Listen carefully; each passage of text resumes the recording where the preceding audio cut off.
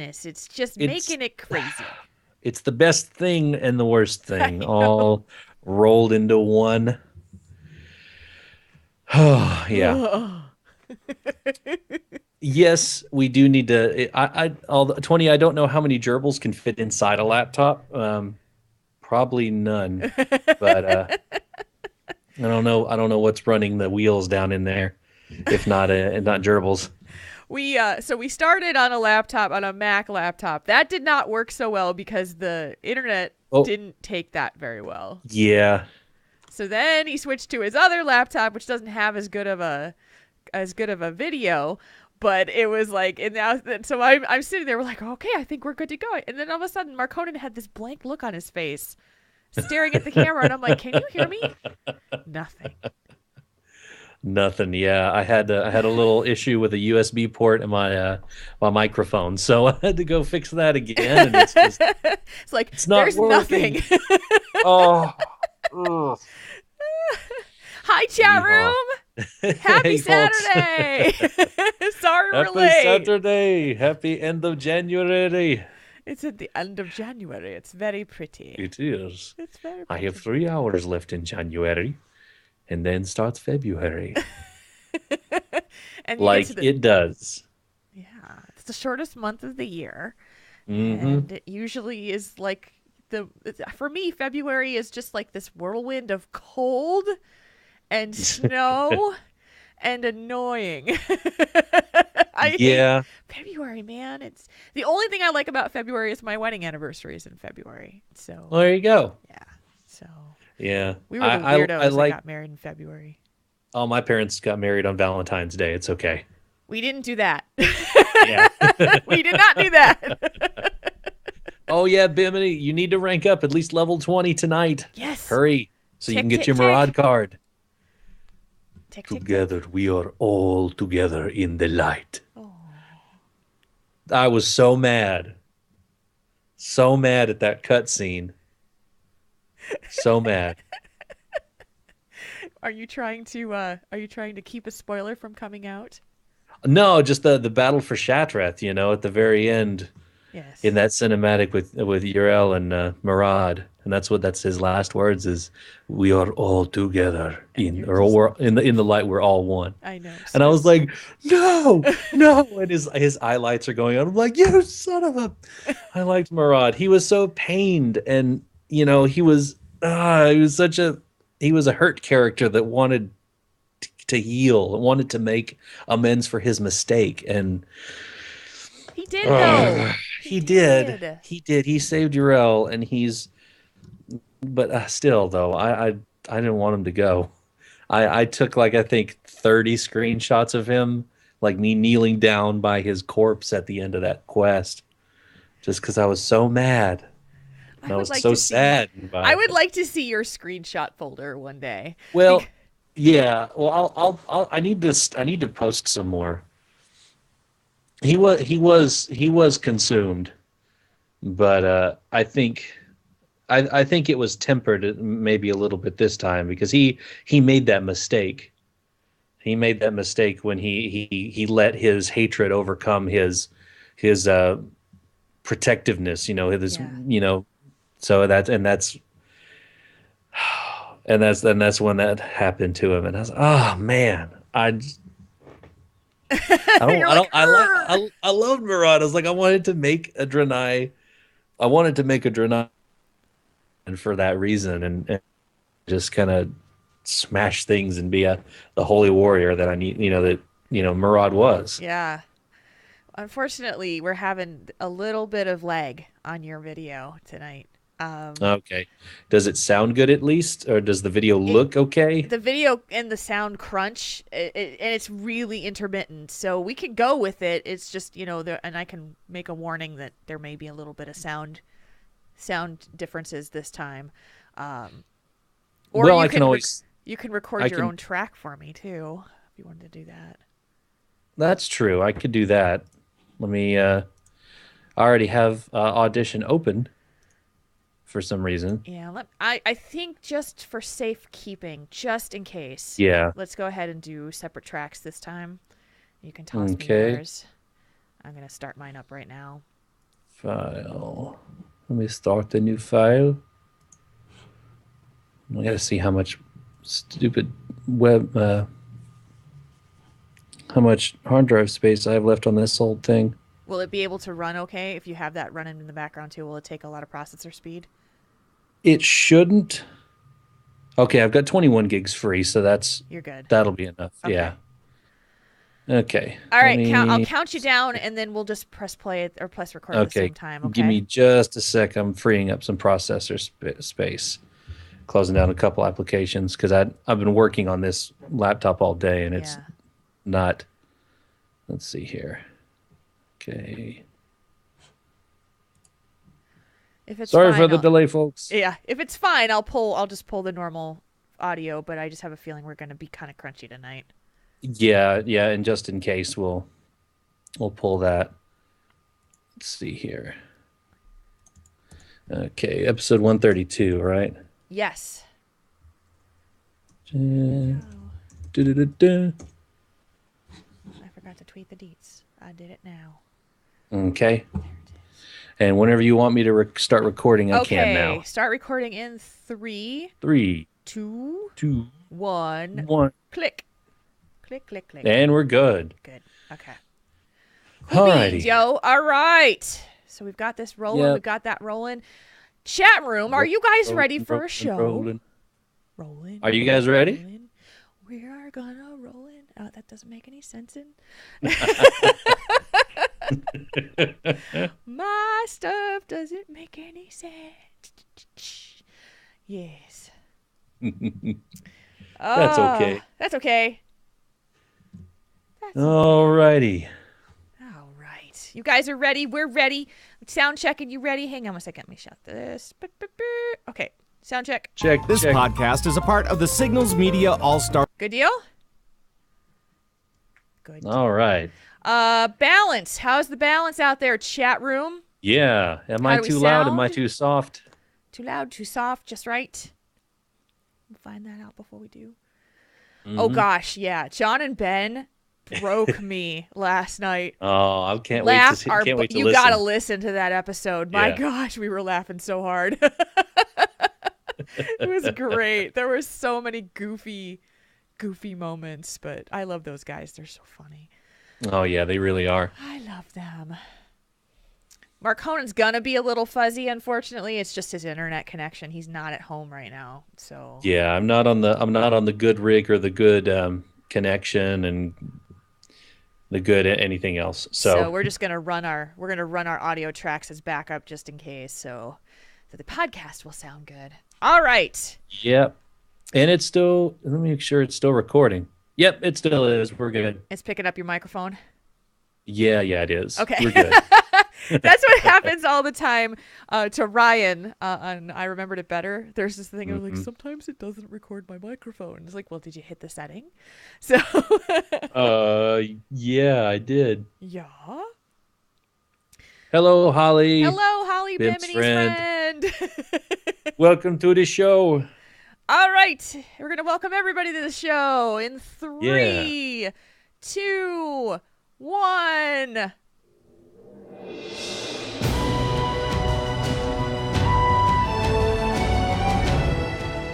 You're listening to Tauren Think Tank, the World of Warcraft podcast for you, the World of Warcraft player.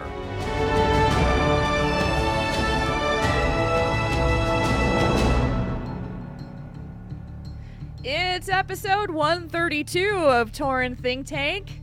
Hi, guys. Today is Saturday, January 31st. It's the last day of January in 2015. And we're back for another round of fun and games, lots of chatter, and maybe some thinking. My name is Jules, and I am here with my favorite person on Saturday night, Mark Honan. Hey, Jules. Hi. It's a nice coincidence because you're my favorite person on Saturday nights too. Yeah. Yeah. Yeah. Hey, folks. Thank you for tuning in. We are we apologize to the chat room that we're a little bit delayed in getting the show started, but Mark Honan is not at home tonight. And so because he is hanging out in, where are you anyway? You're in Jonesboro, aren't you? Nope, Louisiana, Louisiana. Okay, you're in Louisiana. down on the bayou. Down on the bayou. How's the weather down in the bayou today? Just a little chilly. It's not like I'm t-shirt and jeans weather today, but I had a coat just because it was a little chill to the air. But gosh, earlier this week it was in the mid and low 70s in the Jeez. afternoons. Yeah, went out Okay. on the back porch and sat outside for a bit. It was nice. I don't know what that's like in January. I don't think I'll Yeah, ever know what that's like in January on a regular we're basis. we're not really used to it that much. It's not going to last long, of course. We're going to get something's going to come back because usually it's February when we get all the big ice storms and it really gets cold down here. Yeah. Is that time of year, and that's when the ice hits because we really don't get snow that much. We'll get maybe one or two flurries a year, but it's the ice storms that we get a lot of, Yeah. where ice covers everything like an inch thick, And and you know then what? That is like 10 times more dangerous than anything that mhm, most of us deal with because mhm. everything is treacherous. The roads, the sidewalks. It's just, you don't want to go out. You don't. No, you don't. And you can just listen at night and you'll hear the trees. It sounds like a shotgun blast because the trees will get so heavy and so weighted down by all the snow and ice that it'll just start cracking. Ah, oh my gosh. Then the Okay, power now goes out. we're gonna be talking about the weather all night. You watch. Yeah, yeah. So we're back after a very good and very uh, highly regarded episode. You guys really gave us a lot of feedback about our Hmm. episode last week with Jerry Lawson, and we thank you for that. And we'll have some of that feedback at the end of the show tonight in our feedback section. And yeah, we've got a lot to talk about today. I have a feeling Hmm. we have a little bit of a long show planned, but hey, nobody's ever yelled at us before, so we're not gonna Yeah. stop now. And because my part is probably gonna be a little top heavy because I've got a big personal update about my family, my in-law situation. I think I'm gonna let you go first as terms to how the week has been going. Oh, okay. Well, it's been a pretty good week. I had a very long work day. I worked almost 17 hours on Tuesday That is from crazy. from before the sun came up till way past the sun came down, but it was a long day. But a couple of highlights from the week is on Sunday, I think, was CTR's 2-year anniversary event for the Alliance, where they went to all of the faction hubs. And I was working on some stuff, and I saw in trade, or in our LFG channel, is like, "Hey guys, come! It's our last one. We need some help with Ogremar." And I'm like, I've killed Garrosh, but I haven't killed Vol'jin yet. So sorry, Chief, but he saw this earlier when I tweeted out the picture of him with like a little fraction of a bit of health. But I joined in and we swooped right down into Ogremar, and we only had maybe 5 horde try to come in when we were taking him out, and then we all got on after we took him out, and everybody that was there got their mounts, because I've had my mount since Wrath, I think, Yeah, yeah. because I had to take down Thrall before we even had Garrosh, so I did it way back then, so I didn't need it, but I was just coming to help out, and because and everybody got their mounts, and everybody started to get up. They got up on their mammoths, and we did like a little slow parade around Ogremar because nobody wanted to mess with us. So I had a couple good screenshots of myself dancing on an Ogremar, and then a Tauren hunter, I think, started coming after me, and he took me out. So I had to run back from Razor Hill and then like quickly hearth away, hide in a corner and hearth away. So that was fun, and it was cool to help people get their Black War Bears, because you really do need a group for that, and it can Yeah. take a lot of time and a lot of coordination. So I'm really glad that the events team was able to get that together for our anniversary. Happy 2-year And anniversary, CTR yes, Guild. very happy 2-year anniversary. Yes. I was at work opening a refrigerator from packaging when I was listening on the download to CTR when they said that they were going to create their own guild and it was going to be Alliance, and I was like, oh my goodness, I'm going to have to make a character like this, because like from the very first time I knew I wanted to have one in there. It just took me a while to move them over, to move Marconin over, but I mean, it was cool. I'm very thankful for those guys for creating this environment for us to raid and have fun in together, and Yeah. really grow as players and as people. So Yeah, I'm very thankful for them. it has gone so fast. Hmm. It has really gone by fast. But people are like 2 years already, but it's true, and it's just been a lot of changes, a lot of growth, and but I'm really happy with what we have, and we continue to work on making things even better. So, yeah, it's crazy to think that this guild has been in place for 2 years now. Yeah, it really is crazy, but I'm glad I get to help them out on that event.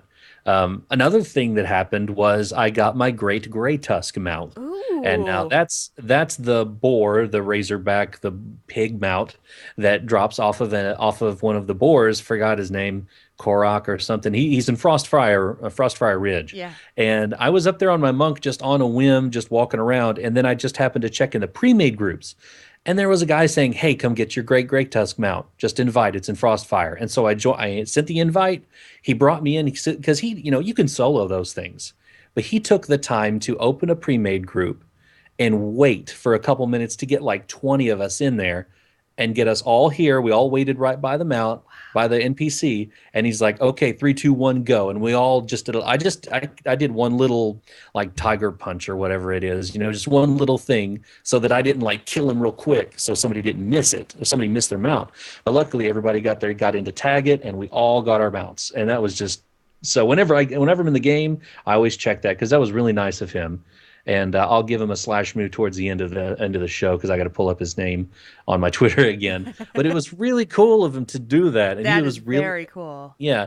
There wasn't a mean person among us. We're all just very happy, and they're like, "Yes, thank you so much. Oh, this is awesome." And so it was very cool. See, And now I'm that very, is yeah. why this community can really, really rock. Hmm. Random people getting together and doing that. That's super cool. Yeah, yeah, they do. Yeah, and it was very comforting and refreshing for that kind of to see that happen because it didn't even occur to me that people could do that and just create an event in the random whatever the custom area of the pre-made group menu and just say, "Hey, come get your mount. Yeah. I'm here by it." But so yeah, it's awesome, and I'm very happy for that.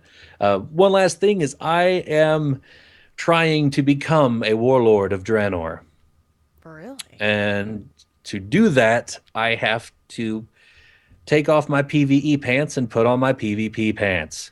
So I create, put on my PvP pants. I don't know why that sounds really funny, but it does. It's like, Mom, I gotta take off my PVE pants. It just sounds dirty. It does. It does sound dirty, and it's going to be dirty and murderous and bloody and horrible because I am going to try and get my Warlord of Draenor title by completing all the Nemesis quests and everything. So I've got my Gladiator Sanctum. I'm capped out on garrison resources, so I didn't need my lumber mill, so I switched that for a Gladiator Sanctum. And I tried Ashran out. It's weird, like because I was waiting for the Horde to come attack us, like they always do, and nobody was attacking nothing. And so I was like, well, I guess.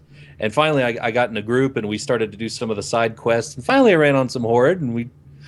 It's kind of like a mix between Alterac Valley and something else, and a lot of quests. It's weird, but it's not bad though. I mean, it's. The chat So room is I'm gonna cracking me up. I'm sorry. Talking about your PvP pants. talking about my PvP pants. Krano said 100% drop rate. And your dad, your dad is here. He said, please leave your PvP pants on. Oh, you guys crack me up. You're Well, so distracting. I only said that because I got one of the strong boxes that you get by completing you get to like advance, and if you take out the general or the captain or whatever it is on the Yeah. opposing side, you get a little strong box, and inside was PvP pants. So I have the primal gladiator legs for my PvP set, and that's all I have for pants. so that's kind of a way to put it. But yeah, so it's been a pretty good week in the game. Good. How about you? I know we rated on Monday night. We rated on Monday. How'd we do? We did good. I mean, we had the same progression as we had previous week, but we were there up at Imperator And we had probably good four attempts on him before we had to call it a night. The problem was we were just delayed in starting and, people's time and everything. So, but yeah, so we had the same progression as last week, except we basically just didn't do any heroic kills. So, because we were just trying to get there. We had some tanks that were late. We had, stuff like that. It's just, that's the hardest thing is like you raid one night a week and people have stuff that comes up and they do their best to get there, but you gotta work around it. So you do. And we're lucky enough that people have multiple specs and they can jump into their alternate spec and take over. So tomorrow or Monday, is going to be, we're going to take it on because Blackrock Foundry comes out on Tuesday. And I know everybody's going to be like, hey, Jules, can we go? Can we go? So, can we go play? And I want my Imperator kill before we go. I know. Foundry. So, and you'll be there on Monday, right? Yes, I will be. Excellent. We have so much fun. We laugh our butts off every time. It is. I don't think I've talked about this actually on the show. I've talked about it on Twitter, but so the raid thinks it's really funny to throw awesome fish at me because I hate the Lego movie so much that they think it's the most awesome thing in the world to throw awesome fish at me. And then they eventually get their everything is awesome achievement off of me. So it is a goal of every member of Cat on Fire to at least try to get at least 24 to 30 stacks of awesome fish on my character, and then I die, and then they throw stuff at me again. And so, and I half the time I'm going, stop it, which makes them do it more. So I have to stop saying stop it, and then they still do it. So I love my team. I haven't gotten my Everything is Awesome achievement yet either. See you on Monday. I know. So that's part of it there. I've been working on a monk on Earthen Ring for the AIE Guild. I'd like to be able to play a monk on Horde side, so I've been working on that for a while. I had the nicest group of dungeoners today. Like the nicest people I have ever seen. And they were nice, and we were laughing at each other and joking, and then we ran multiple different runs. I mean, I must have run 5 different dungeons with these people, and they were great. And I'm sitting here going, this needs to happen more, but it doesn't. So it's just, Where have you been all my leveling life? I know. It's like, you guys are so nice. And I had to go make dinner, and I was just because I had to start dinner, and I was like, oh, damn it, I don't want to leave, but I did, so... In any case, so I've been having fun with that. Monk leveling is insanity. It is crazy. If you have a full set of heirlooms and and you get the monk buff that you get the daily every day, the enlightenment buff, you zoom up levels if you run dungeons. It's crazy. I went from 41 to 47 in a matter of 2 hours today. It's crazy. So that is really good progression. It's insanity. So, but in any case, I wanted to give you guys an update on something that I didn't expect that was going to happen. And that is related to the situation with my in-laws. Marconin knows a little bit about this, and he knows some of the details, but he doesn't know actually what happened and how it happened. So Thursday was the day that Kane and my stepdaughter were going to be going out with my in-laws because my stepdaughter had her birthday in mid-January and my father-in-law had his birthday in late January. And so they wanted to go out to dinner. And I was, of course, going to opt out like I have been doing for the last 8 months or so since April. And I got a text on Thursday, which was the day they were going to be going out. And it was from my mother-in-law. And it was 11 o'clock in the morning at work. I'm sitting at work. And I look at my phone, and it says, we would like to invite you and the family to dinner so we can apologize for whatever happened. And I looked at this, and I went, what? And I went through, 500 emotions in one sitting, and I'm a lot annoyed, actually, that I'm sitting at work, and I was just like, what? So... my coworker, who is awesome, she knows the situation, and I was like, I don't know what to do. I sent an email to Kane, and he goes, yeah, I knew this was coming. Because my dad said, he was going to do this. But my dad can't text, so my mom is the one who sent it, is what he told me. They would like you to come. And I'm like, so what do I do?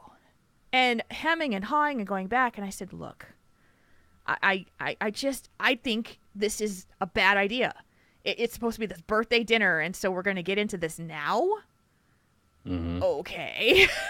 So after much debate, I decided to go. But I had a feeling that what was going to happen was that my father-in-law was the one who was pushing this. I had a feeling that my father-in-law was the one who was trying to mend fences, but he was going to mend fences by just saying, we're sorry, we don't know what happened, well, we're sorry, can we just forget it? And so I am not happy, but we're going to go. And so Kane picks me up from home, and we get to the restaurant, and we sit down, and we haven't seen each other for 8 months, mind you. So we sit down. My stepdaughter is there, and with them because they picked her up from school. And so my father-in-law looks at me, and he says, "Look, I just want to apologize, okay, for whatever happened, and I just want us to put it behind us and forget." And I looked at him and I said, "What exactly are you apologizing for?" And he says, "Whatever happened, okay? I mean, I don't want to get into all that now." Well, then why'd they bring it up if they didn't want to get into it, Yeah, exactly. So I am sitting there, and so the waitress comes up right then, because Kane and I were later coming in, and she's like, "Hey, can I get you guys anything to drink?" And I'm just like, just get me some water. She walks away, and I look at my father-in-law, and I said, "Look, I appreciate the gesture of an apology, but you are not the problem. I haven't had the problem with you.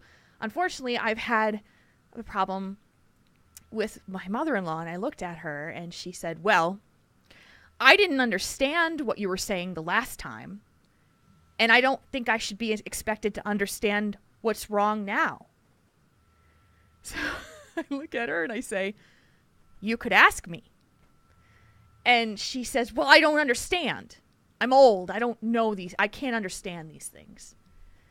Old is not I don't know if that's a good enough excuse. It's not an excuse at all. Because I don't care if you're old or what, if you want to understand. And so Kane says to her, "How can you apologize if you don't know what you're apologizing for?" And so she pretty much just said, "Yeah, well, he wanted us to all come to for this dinner." And I was like, I felt so trapped. I'm like, if you don't want to talk about this and you don't want to try to fix these issues, then why am I here? Yeah. And so she looks at me and she goes, "Don't you believe in forgiveness?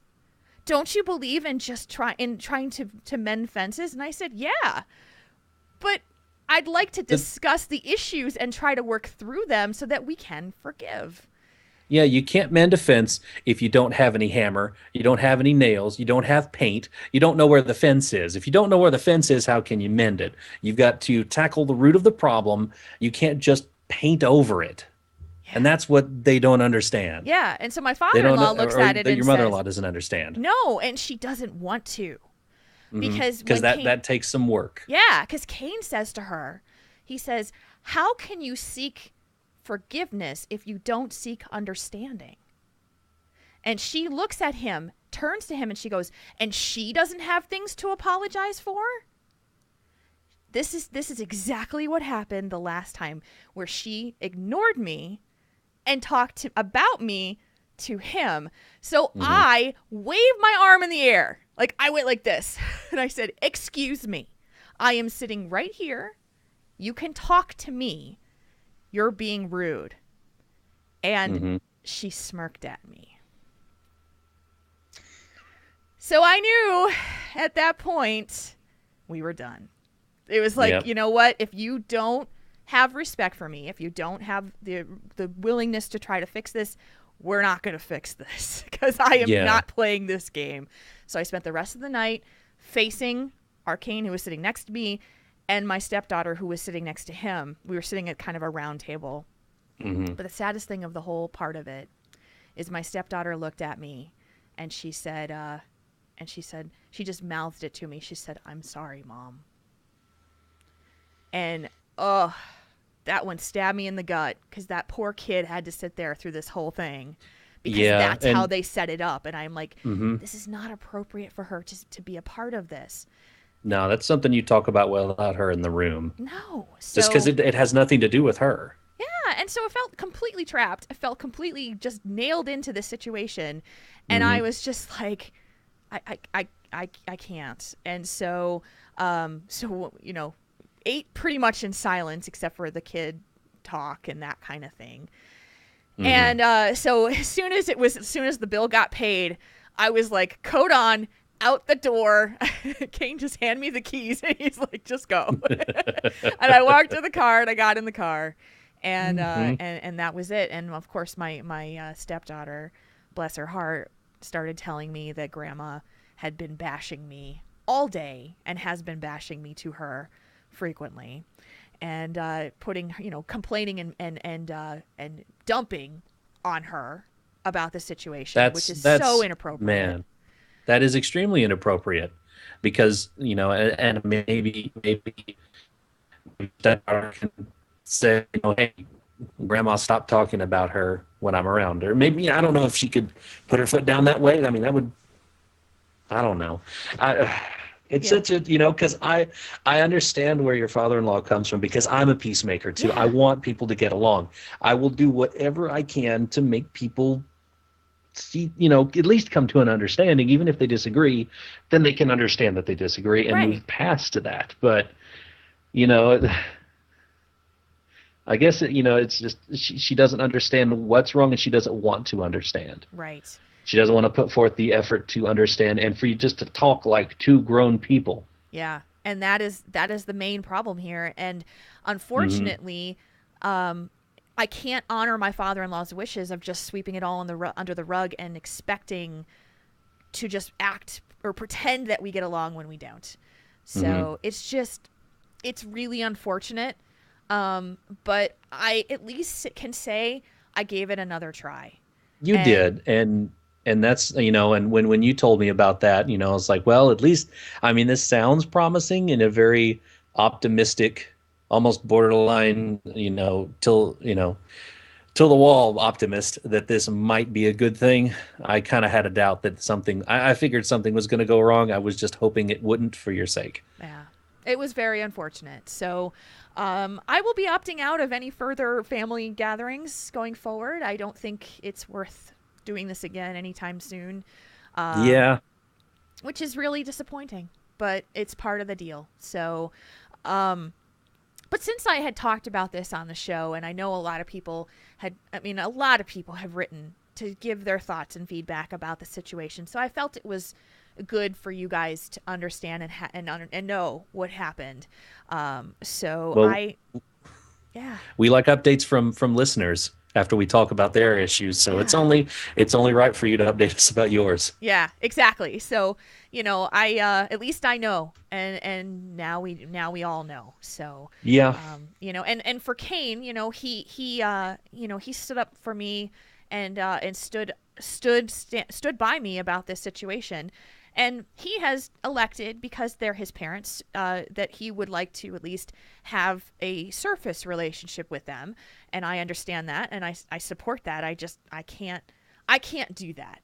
I can't do the let's just pretend to get along for the sake of getting along part. It's just not really something I want to do. Especially when I've heard that I'm being bashed behind my back to my stepchild.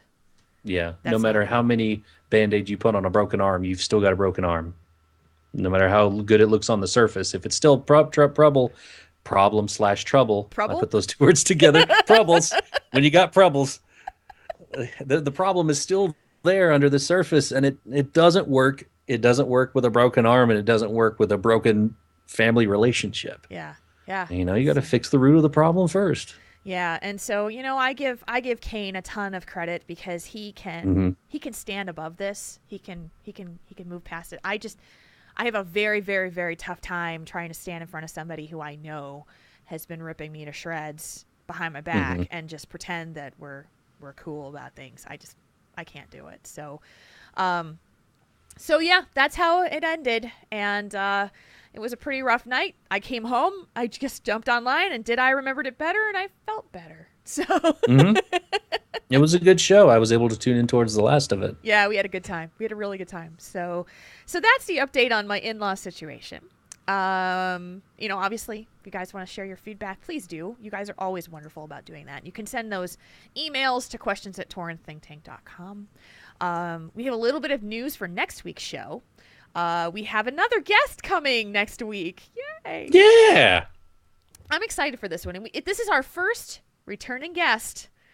Next week, Anthony Bean returns to the show. Anthony was on the show probably about a year ago this time.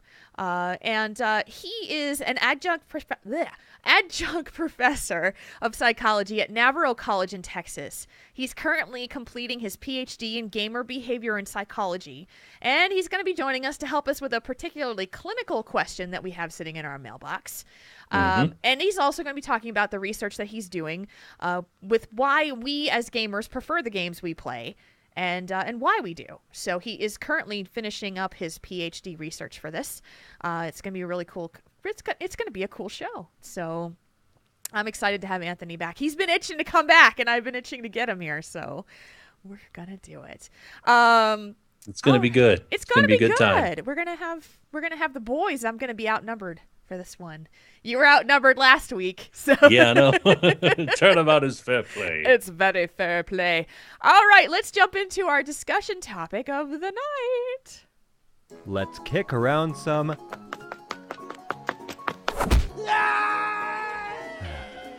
ideas, not gnomes. All right, here's our discussion topic of this evening. Hello, everyone. My name is Lucas, and I have some thoughts I want to share with you guys. I am 20 years old, turning 21 in January, working in IT in a big college in my home country of Brazil. I have an excellent girlfriend and a structured career to follow. Last year, I dropped the engineering college to study management. I did this because I don't feel like an engineer, and I'm happy with my decision, but I discovered that the really big problem is I want a challenge in my life. You know? I look to me and I see a good guy who wants to follow a good and structured way in my life, and I'm getting there. This made me think that I will not have new goals in life, goals like building a new team at work, which takes at least 4 years to get there, or doing something that will change something in people's lives. My future looks boring, and I built it that way, for me and my family, and now I feel lost and scared because I don't know how to change that. What do you think about it? Am I overreacting? Sorry for the bad English. Feel free to correct. /moo and have an excellent day. See ya, Lucas. All right. Hi, Lucas. Hello, Lucas. So Lucas is 21, about to turn 21. And he has, I think he's kind of finding that time in his life where he has to make those decisions of where to go. I think I could say with some comfort that probably this happens to us at all times of our life, maybe not just at 21. I'm not sure. Yeah, it happens at 31 too. And maybe at 40. Yeah, it happens to me too. 40. Yeah, have it in there. I thought this was a very good question for us. It's something that we have maybe talked a little bit about in the past, but it's more about, doing things in your life and looking at your life and evaluating your life at certain points to say, where am I going and where am I heading and what am I planning to do? But I don't think, and I talk from some experience on my side, but I don't think I ever had a clear path where I was going to say, when I turn this age, I'm going to have this done and this done and this done. I'm going to have this accomplished. It was more like I want to have a good job that I can pay the bills with, and a nice place to live, and a stable vehicle to drive around. But it was like, so it was like the basic things, not necessarily what I wanted to accomplish in life. How did you Mhm. feel at 21 when with Lucas's age? Well, I took the long way around to get through college. So at 21, I was still neck deep in college. I think I was almost about to change my major to broadcasting. So I was doing good, but as soon as I graduated college, I felt very, very lost. I felt like the rug had been pulled out from under me because before, you grow up, you go to school, and you've got these defined times when you got to wake up, where you got to be where, and you've got this structure around you to hold you in, Yeah. and then after that, I went straight to college, and I had, rehearsals, I had this and that and this, and I was able to plan everything and still do fun stuff. But then once I got that piece of paper in my hand, I'm like, well, what now? And I had no idea what to do. I was very lost, and that lasted for months. And to a degree, it still affects me from time to time because I don't know where I don't know. I know where I would like to be, but it takes a whole. It takes a whole lot to get around and get around mentally with this, and it takes a whole lot to trying to figure out how I'm going to word this. But it's not an uncommon problem. No, at not at all. all. Like, you are not in the minority at all, Lucas, because like I've been there, and one of the things if you have a structured job or something like that, that's awesome. You have some concreteness to your life, and you've got, you said you have a girlfriend, and so you've got that with you. You got that going for you as well.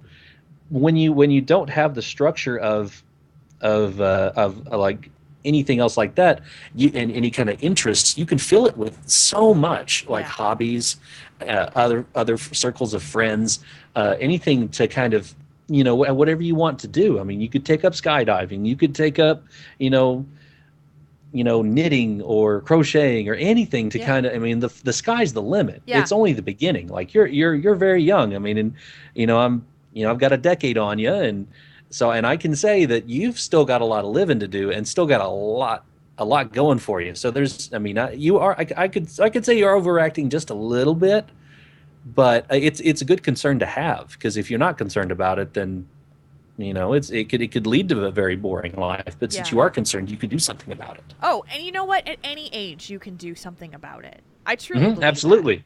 I Absolutely. Yeah, that's a good point. I think, and I'm not sure how it happens in Brazil, but we can talk about from a perspective of the United States. One of the things that people in like a generation prior to us, it used to be that people would get a job when they finished school, whether that was high school or whatever it was, and then they would pretty much stay in that position or that career for the rest of their working time. Yep, It was company man. Yeah, I mean, and the company man thing was really true, and because and people really kind of felt like they were trapped, they were stuck, they couldn't go and do anything else, and I think in our generation and my I would say kind of just a touch behind us, it's much more of a feeling of fluidity when it comes to the things that you're interested in and the careers that you can do.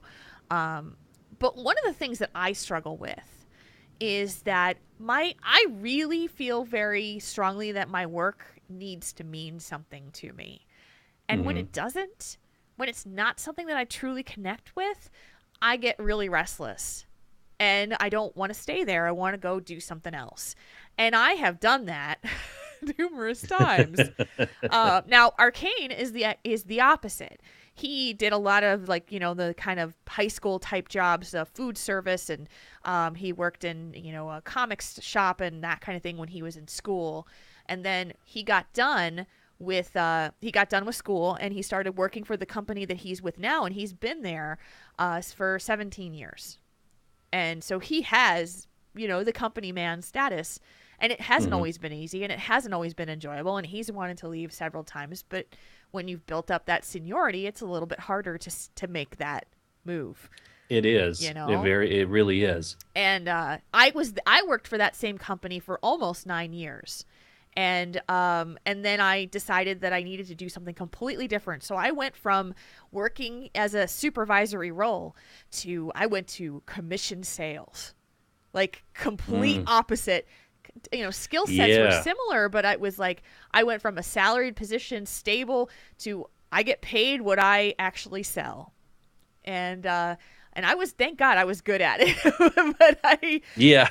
But the hours sucked. I was working nights, weekends, holidays.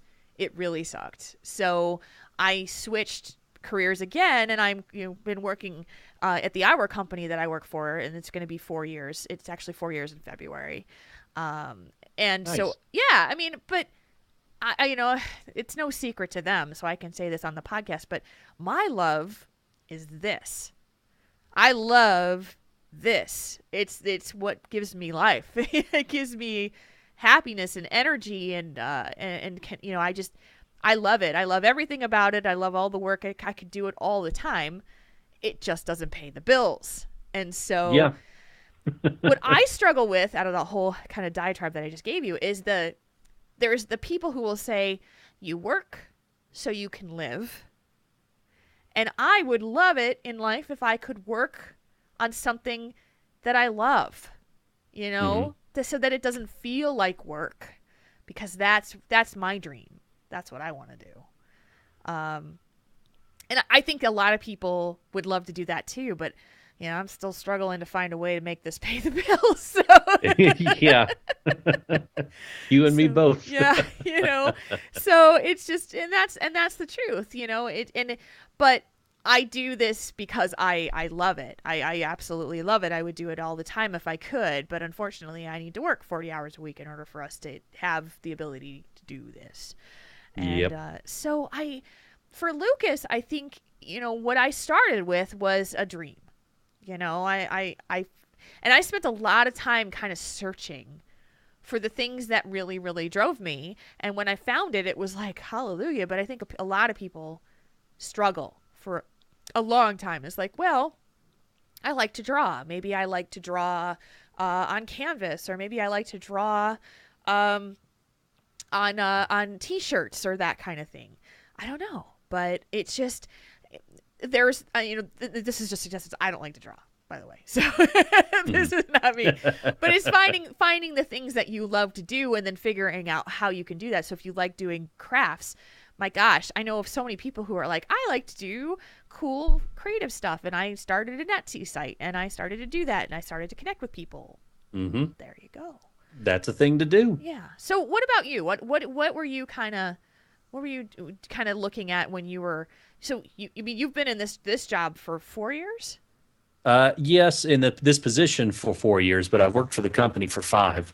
And before that, I was in college, and I worked at the college radio station. And before that, I worked in the video game arcades, fixing games and stuff like that. And Nice. so I've done a couple different things. They've all been, on the whole, enjoyable jobs, but if I could open up my own arcade and it wouldn't tank in the first year, that would be an awesome job to have. Oh yeah. So I'd like to open up a barcade, with cool. I've got lots of ideas floating around up here in my head about it, and so maybe one day. But that's the cool thing about the way that the world is nowadays. You don't have to stick in the same. Everybody. Whenever I look, because I'm still looking for other work, of course. Always be looking for another job just in case. Yeah. And so when I look, I see you just need a degree. You don't necessarily need a degree in the field, because they know that you're dedicated enough to even put in the time and the energy and the concentration it takes to finish school. Yeah. So that's a leg up on a lot of people already. Yeah. So I don't like to complain too much about where I am, because I do have a decent job that does pay the bills, and I get to travel the working nights, and 17 when a hour hotel days. room is 17-hour days on the road, 6, 8, 9 months at a time, and living in hotel rooms for the last 4.5 years is, I feel more at home in a Holiday Inn than I do my own home. So it's rough. It's rough a lot of times. Yeah. But thankful for what I got, but it doesn't hurt to look for better. Yeah. And so I think what we're trying to say in this respect is that if you feel like your future looks boring, I think that you need to prioritize what is the most important things in your life.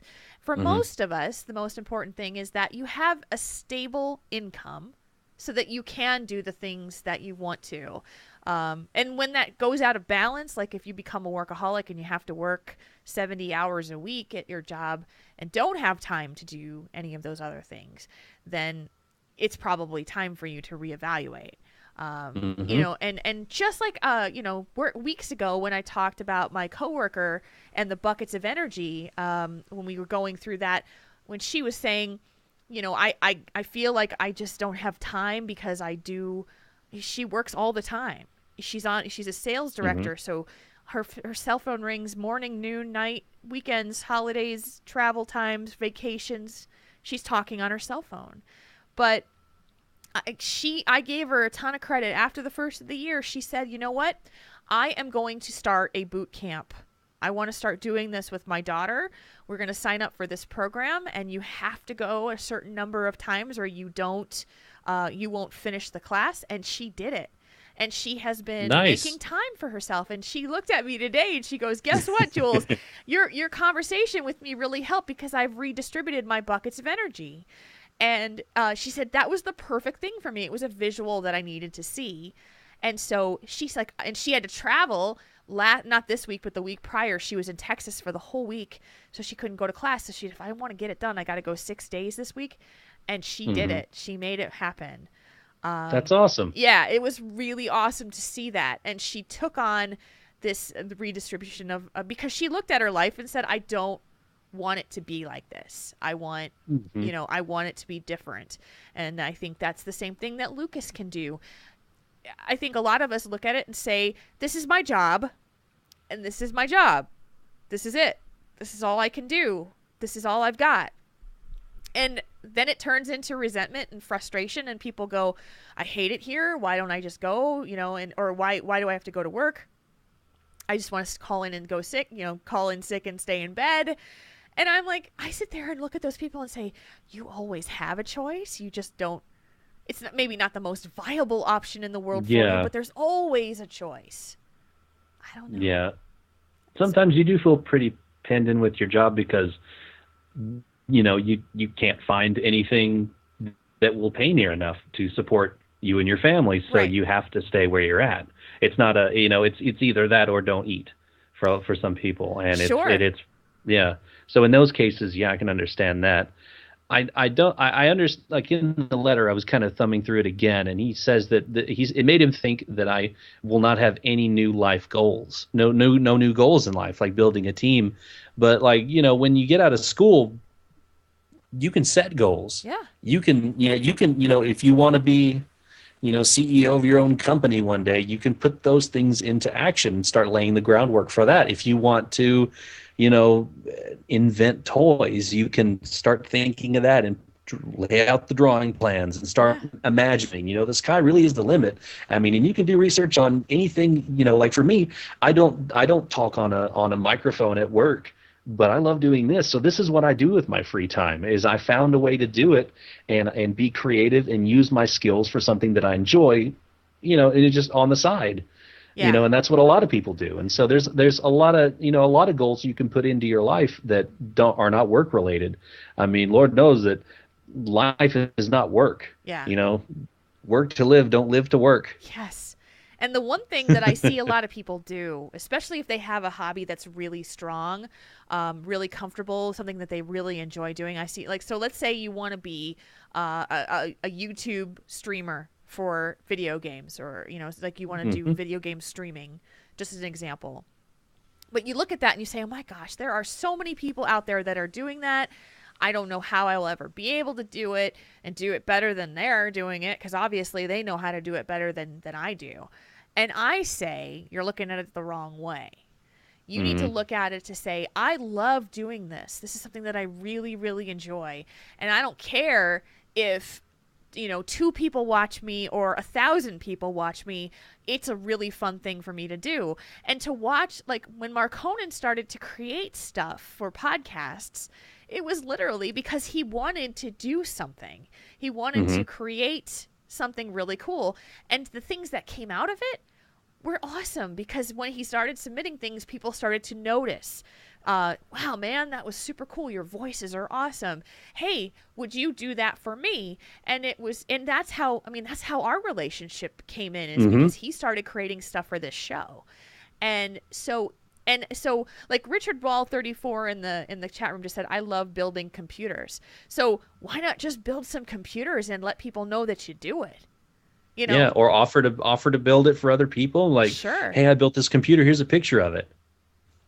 It's And like with the example with me, not in a million years did I think I would get on this show, because I didn't, honestly, was very surprised when I was even asked to do it. But it all started out with a 30-second spot for the instance. That's what started it all, and it was just about mounts, and that was it. And you keep at it. I didn't know. You just work to make a good product. Make something you're proud of. Yeah, Make exactly. something that if you pour your heart and soul into it, it will be good, and you will get better at it. Yep. Just learn and grow with whatever you want to do, and you'll get better. Practice makes perfect. Yeah. And You so know? he's saying he wants to do something that changes something in people's lives. There are Mm-hmm. thousands of ways you can do that. Absolutely. If I had the ability, I would rescue animals. I would rescue cats because I love them so much that I would love to be able to help animals find a new home. But I just don't have that ability to do that in the home that I have, in the space I have, and that kind of thing. Mm-hmm. So I just look at the things that I love to do. And when podcasting came around, I didn't know how to do it. I didn't know what to do. I figured it out. We figured it out. I talked to people. I asked questions. I started to go through all of these things, and people started giving me advice, and it was like, okay, so how do you do this? How do you do that? Teach me audio editing. Teach me what microphones are good and which ones aren't. And I just asked, like, I was a pain in the ass because I was just like bugging my friends and just asking them, what do you know about this? And what do you know about this? And they would tell me. And so there's so much that you can do if you have passion behind it, and you just have to find what makes you happy. That's it. Yeah. It's so easy and it's so hard in the same sentence. It really is. Yeah. But you've got a lot of life ahead of you, and you've got a whole, at 21, we don't know the way the world is. We don't know, we're, not to say you're dumb, but you're not really very experienced in the whole world at 21. I mean, especially with your own personal experiences, because I've grown a lot in the last decade. Yeah. And I know you will too. So I mean, you've got a very bright future ahead of you. You seem to have a really good head on your shoulders already. Yep. Because for me, I went into college not really knowing what I was going to do with my life. Yeah. And part of me still doesn't. But it took me 4 years to decide that I wanted to do broadcasting. If you've got this management thing, and management's a good field to go into. Also, so is engineering. My dad's an engineer, so Yeah. he's pretty good at it. So yeah, you've got a good head on your shoulders. You've got a bright future, man. And so I would say just do what you love, and find some way to make a positive impact on the world doing something that you love to do. And And volunteering. it'll be very rewarding. Yeah, volunteering. Yeah. Absolutely. There's a lot of things you can do. I mean, obviously you need to find a job and focus on that part of it so that you can do those things. And maybe it's just as a matter of taking some extra pressure off of yourself, that you have to know exactly what you're doing at exactly this given point in your life. Because we'll both sit across from you here and say, we don't know. We didn't know then, and we don't know now. But as long as you can say that your life has meaning to you, meaning to what you do, that you can fulfill the enjoyments that you have for things that you love.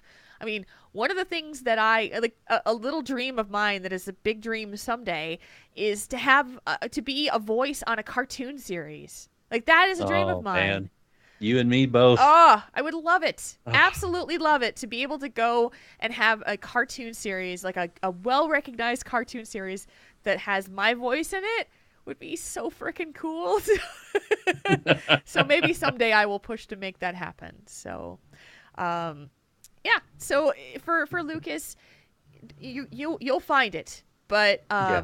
just give yourself a little bit of, take some pressure off of yourself. Yeah. Relax and, take a deep breath and focus on the most important things, which is that you just need to make some money somehow so that you can find those things that you love. So, anything else you wanted to add to that? When are we going to start the cat rescue center, Jules? Because we could both do that someday. Seriously, I would love it. I would love it. I would, because I would love to be able to save these little souls and give them homes. So I would want to take them all home. So Yeah, I am very guilty of that feeling too. Because every time I see a cat outside, I was like, oh, that thing is so cute. I want to take it home. I want to take it home. I just want to cuddle it and hug it and name him George. Hello, George. Hello, George. Other than that, no, I think we pretty well covered it. Okay. But let us know what you think, Lucas. We'd love to hear back from you again. Yeah, and I'd love to hear an update from you as time goes by and see what you've decided to do and where you're going. But just remember, you're just starting out. It's not, there's no pressure for you to have all the answers now, because you ain't gonna have them at 31. And you ain't going to have them at 40 yet. So sorry to say. Otherwise, what's the point? So so if you want to send your discussion topics to the show, you can do so at questions@taurenThinkTank.com. That's where we are. That's where we get our mail. And that's how you can talk to us. So there you go. We're going to take a short little break in here and talk about our friends at Doghouse Systems. They're running this show tonight on a beautiful doghouse system. The show is on the stream. Guys, chat room, hi. And I decided this week that I was going to grab Dragon Age Inquisition on my doghouse system, the one that I game on. It's just like the first thing I said when I opened this game is I went, whoa, those graphics are awesome. That is really cool. Compared to the early Dragon Age games, that was awesome. And it wouldn't be... it's just so much better on a doghouse. It is. Because they're a gaming computer, and that's what it's meant for. If you're a gamer like us, which you probably are since you're listening to this show, you probably want something that's going to last you for a good 4 or 5 years with no issues. That's what Doghouse does. You can get a laptop, you can get a desktop. There's a whole bunch of different options for you for your different price ranges. Break it down by day if you're thinking it's kind of pricey, man. Because if you think about how often you use your gaming computer, I don't know. It's like a slash blade. I don't want to look. Oh, man, I did that once and had to curl up in a ball for a minute. So, this might be a little bit of an easier number for you to handle rather than the slash plate, is the amount of money that it would be costing you per day to get a doghouse. Not as bad as you think, right? Yep. So all you have to do is go to doghousesystems.com, enter the code TTT, that's TTT, at checkout. You get double the memory on your brand new gaming system. And we thank you for supporting our sponsor, and we thank them for supporting our show. Yes, we do. All right. And now it is time for the think tank. This one. Tauren between options? Let Triple T help you sort it out.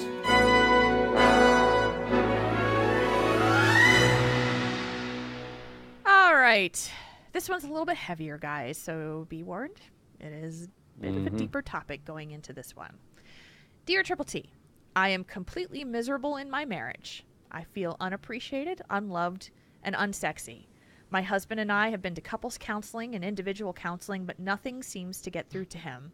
He regularly rubs it in my face that he is the breadwinner, and when I buy groceries that he doesn't like, he threatens to stop giving me grocery money, and when I buy and only buy food for himself.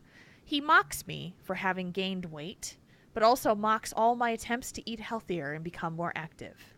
He berates me for not having a driver's license, but when he has time off from work, when he could take me to get one, he doesn't want to, citing he works so hard, he shouldn't have to take me on errands on his days off. I am sympathetic to a point. His job is hard and has long hours, but what he is doing to me is abuse, and there is no excuse for that. I have recently started receiving training for an in-demand career field, and he's already planning on how to spend my paychecks. What he doesn't know is that I'm planning on leaving him as soon as I have steady income. I can't tell him about my intentions because he is the one paying for my classes. Where it ties into WoW is that he is an officer, raid leader, and main tank in our guild. There's no way our GM would kick me from the guild for getting myself out of an abusive relationship, but I am concerned that the dissolution of my marriage could create a schism in the guild. I would never pressure anyone to choose sides, but my husband tends to be a lot more childish than me, and he could cause problems. He has a lot more pull with the guild than I do, so while I would not be kicked, I could see things becoming very uncomfortable for me in a place that has become my home, and I am terrified of losing friends over this. Do you have any advice at all on how I could break it to the guild when the time comes, and how to make the transition easier on everyone? Thank you, from Katie Derry. Yeah. Okay. Yeah. This is a heavy one. Yeah. Well, my first thought is mirrors the same thing Kranos said in the chat room. He said the health of a WoW guild should be the least of your concerns, and I agree with that. To a point, I do. To a point, yeah. Agree with that. Here's why I slightly disagree there. Okay. You know as well as everybody else that if you have friends that you've built and she called it her home, that is a place that she feels comfortable and accepted. And so that is something that is important to her because they are not judgmental. They are not dominating and manipulative. And so she is now dealing with this possibility of losing these friends because of this tyrant husband. And so I think it is a genuine concern because it's like, I would say it's literally like any other friendship situation. If you guys have mutual friends, no matter what happens, people are going to have to choose between you or him. Yeah. So it's kind of hard to walk the fence. Yeah. So, I mean, and don't get me wrong. The situation she should be focused on is getting out first and foremost and getting herself in a good situation where she is no longer a slave to him. You know, she is absolutely. Yeah. So, but I can understand why she's concerned about this. I can understand why this is a big deal for her because she's going to lose everything else that she has currently, good and bad, right now. Her whole life is going to change. And so when you look at, I've been through a divorce. I know how that feels. I was not dealing with a abusive relationship, but the divorce situation I can relate to.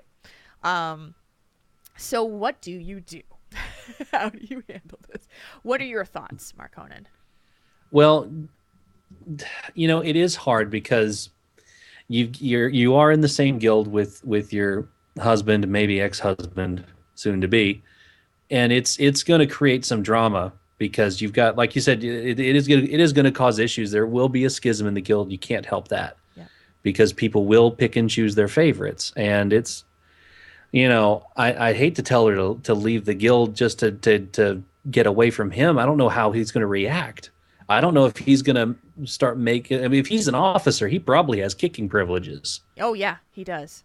And that would be the first thing that's probably the first thing he'll do is boot her out of the guild, saying, "Don't let her in. Yep. She left me. She's going to have to leave the guild too, or I leave. It's either her or me." Well, and I don't think that the two of them should or could coexist in that guild. Yeah. After her leaving him. I mean, and I would hate for her to leave her friends and her home, but I don't want her to have to leave that, but that may be the route you have to go, at least in the beginning.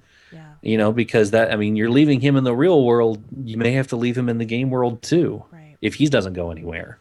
And it's sad, but that's kind of, it's the digital version of you leaving your marriage. Leaving your home, you're leaving your family, your friends. Yep. Not necessarily your friends, but your comfort zone. You're gone. You're outside of it now. Yeah. And in this situation, when you're in the same guild with your husband, it kind of has. It probably should mirror the real world, And it's sad for me to say that, but it kind of is what it is, unfortunately. Yeah. And what do you think? I'm really struggling with this because I know, I mean, she does not have the opportunity to talk to I don't think it's wise for her to talk to the guild leader prior to the situation that she's in, because she has to get out without him knowing, or he'll try to stop her. That has to be first. Yeah, because what we have right now is we have somebody, she has a husband who has complete control over her life. He controls the finances. He controls her. She can't drive, so he controls her mobility. He controls the fact that she can even buy groceries because she doesn't make enough money. So now she's actually doing the things that she needs to do to support herself and be on her own. And this is a carefully orchestrated effort. And so she has to be very, very careful not to reveal her plans in any way that he could pick up on it and try to stop her. So in this case, I'm hopeful that she has a support system behind her in her real life, a family members, if possible, that she can go to for safety, place to stay. If not, a shelter for abused women, definitely go to a shelter of some sort, and get away. She's got to break away. So my first thought was, well, maybe she could talk to the GM, and now when I reason that out, she really cannot. Yeah, she really cannot. She can tell him after the fact, like right afterwards. That's fine, but not before. You can't take that chance. Yeah, I don't know how. What it will happen. She's got to take care of that situation at home first. She's got to get out.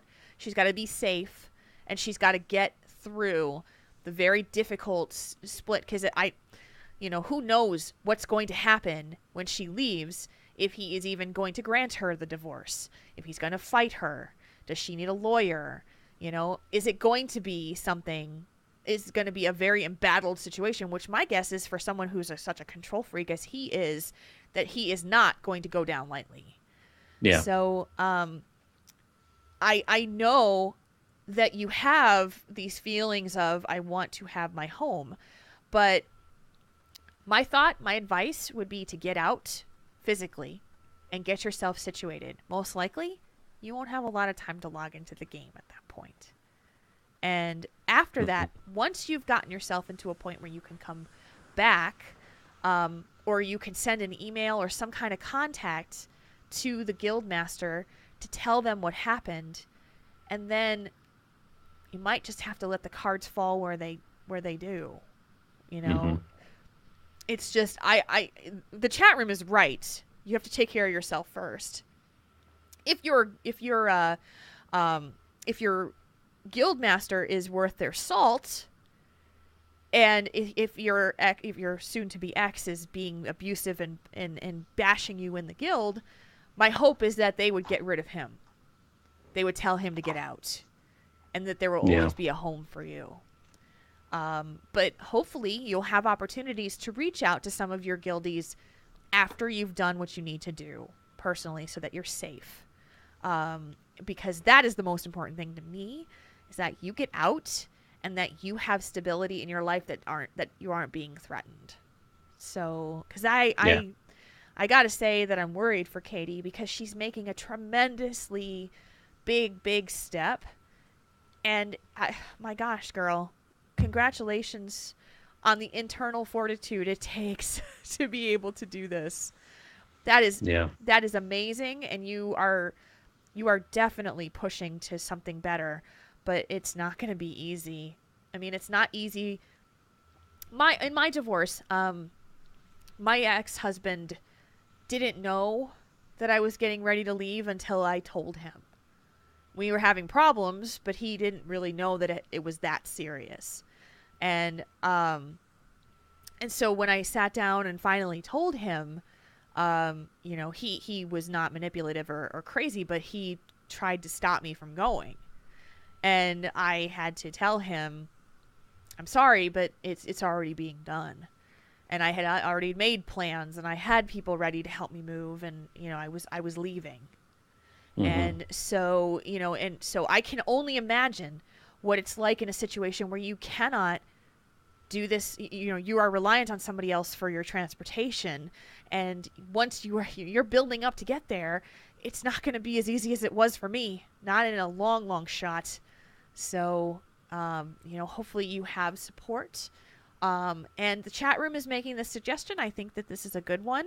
Have the knowledge and understanding of what you might need to do in terms of restraining orders. If that ever came about, you would at least be prepared. But I mean, I am a planner when it comes to things, and so I would be having contingency upon contingency plan on these cases, and in that case, your guild is the last thing in your mind. It does suck, because I know we put a lot into the game and our relationships in it. Yeah. But your flesh and blood safety is paramount. Yes. And once that is squared away and that's fixed, then you can start to worry about because I've had friends that have divorced, and I've been friends with both of them, and sometimes I'm able to maintain the friendship between both of them because they come to an understanding, and this is not one of those situations. No. So it will be tough. But if your friends are true enough, they will stay your friends. Right. Those are the ones worth having.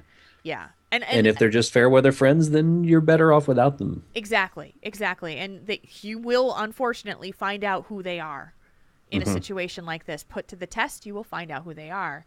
But I would very strongly caution you in making sure that you're not sharing information with people that you aren't 150% sure you can trust. And even then, I wouldn't. I know. It's just it would be nobody, especially in game. No one would know. Because the possibility that's the only way to be safe. Yeah, because the possibility of someone slipping and telling him and having it crash down in front of you, it's not worth the risk. So that is the part that I really think if you're considering even for the slightest bit to confide in a friend in game or a guildie that you've talked to, or I just don't know if that's the best idea. I don't know if I would, because the stakes are too high here. They really are.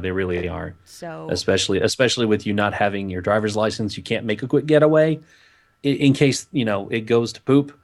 There's just it's not worth the risk, I don't think, because someone could say, "Yeah, I won't say anything," and then they'll accidentally slip up to someone else who slips up to someone else who tells him, and it's just there's you just got to be very paranoid about it in this case. Yeah. Can't tell, don't tell a soul. It's unfortunate because even if the friends you trust a lot, there's always that tiny little chance that it'll slip up in your kid's situation. You can't take that chance. That's right. So, if let's say now the situation has worked out in the best way possible, where you've gotten away, you've set up your life, you feel comfortable and safe, and you've now gotten the opportunity to have some time to log into the game. And let's say that you are no longer part of the guild because he has now taken you out, or he's kicked you out because he has officer powers. That is a time where you can actually reach out to people that you were friends with in the guild and say, "Hey, I just wanted to let you know that I'm okay. I know we were friends. We used to do blah, blah, blah together. I miss you guys, but I understand." And, but that's when you can reach out to your friends, the people that are, as long as you just don't go further and talk about the whole situation, it's just a matter, because this is not in your hands anymore. Unfortunately, you are the one making the transition and the change, and there probably will be some consequences. I mean, who the heck knows? They may all just turn on him and say, "What a jackass," and just kick him to the curb and be like, "Come back, Katie Derry, we love you." And, and it could be, a movie montage moment. But realistically, I'm not that sure about that. Probably not going to happen. Yeah. So I just, as much as you are making a huge transition in your life, I would be mentally prepared that you may have to make a transition in your in-game life as well. But rest assured, there are a lot of places where you can go to land. And and we can help you with that. So if there are places that you play that you would like to go, it's just there's going to be opportunities for you. And just take care of yourself is the biggest thing. Continue to look out for yourself. And Kranos put it very, very well in the chat room. He said, "Hope for the best and prepare for the worst." And I think in this case, spot on it. Yep. So. Oh, this is a tough one, and I really hope that Katie, that you update us in the future about how things are going. We want to know you're safe, and we want to know that you've landed on your feet and things are going well for you. I really, really hope that's the case. So I do too, and I kind of mirror what 20 said earlier. If I lived nearby, I would take you to get your driver's license if I could. Well, and if you and Katie, if you want to let us know what part of the country you live in, and I know that the audience would probably jump on that if they knew where you are. So in any case, I really wish you all the best, Mark Honan. I know he does too. Absolutely. Yes. Absolutely. And I hope you let us know how it goes. Give us an update. Yes, this is one I most definitely want to hear about in the future. And again, kudos to you for doing something that is excruciatingly hard to get out of a bad marriage, an abusive relationship, and find a life for yourself that'll be better in the long run. That takes tremendous strength, and I can't say it enough. Good for you. So. All right, so that is our think tank question of the night. If you want to send in your own, you can do so at questions@taurenThinkTank.com. We would love to hear from you and help you with the situations you're dealing with. So you can do that. And our mailbox is getting kind of full, but we're getting through them. So yeah, we're making our way through. We'll always take your emails. We love May take us a little bit to get to them, but we will. And next week we'll have Anthony Bean with us. We have a pretty tough topic, and we're really actually very grateful to have him with us because it's a topic that neither Mark Honan and I would have any chance of relating to. So yeah, time to bring in the expert. There you go. Yes, that's right when we needed him. Absolutely. So it's time for doing some Tell Us One Thing. Let's do it. We read your submissions because reading your mind would just be creepy. All right, here's the first one. Does it bother you when you see a person in trade asking for help with something? You make the offer and it's accepted. You swap because it's on another tune, and when you get there, they've found someone else while you've swapped tunes. Yes, it's bothered me. Happened 6 times today. Thanks from Lady Birdness. I don't recall if that's ever happened to me before, because usually it's like a port to Dalaran or a port to the Shrine or port to Storm Shield. I'm like, hey, I'll be right back on my main, and I can switch quick enough, and they're like, okay, thank you. I did, and it's not anything to where they could find someone else beforehand, or I'm usually on my mage anyway, because that's usually what I can respond to is answers to ports to places. Can I get a port to Dalaran? Yes, you can, Jules. Let me get on my page.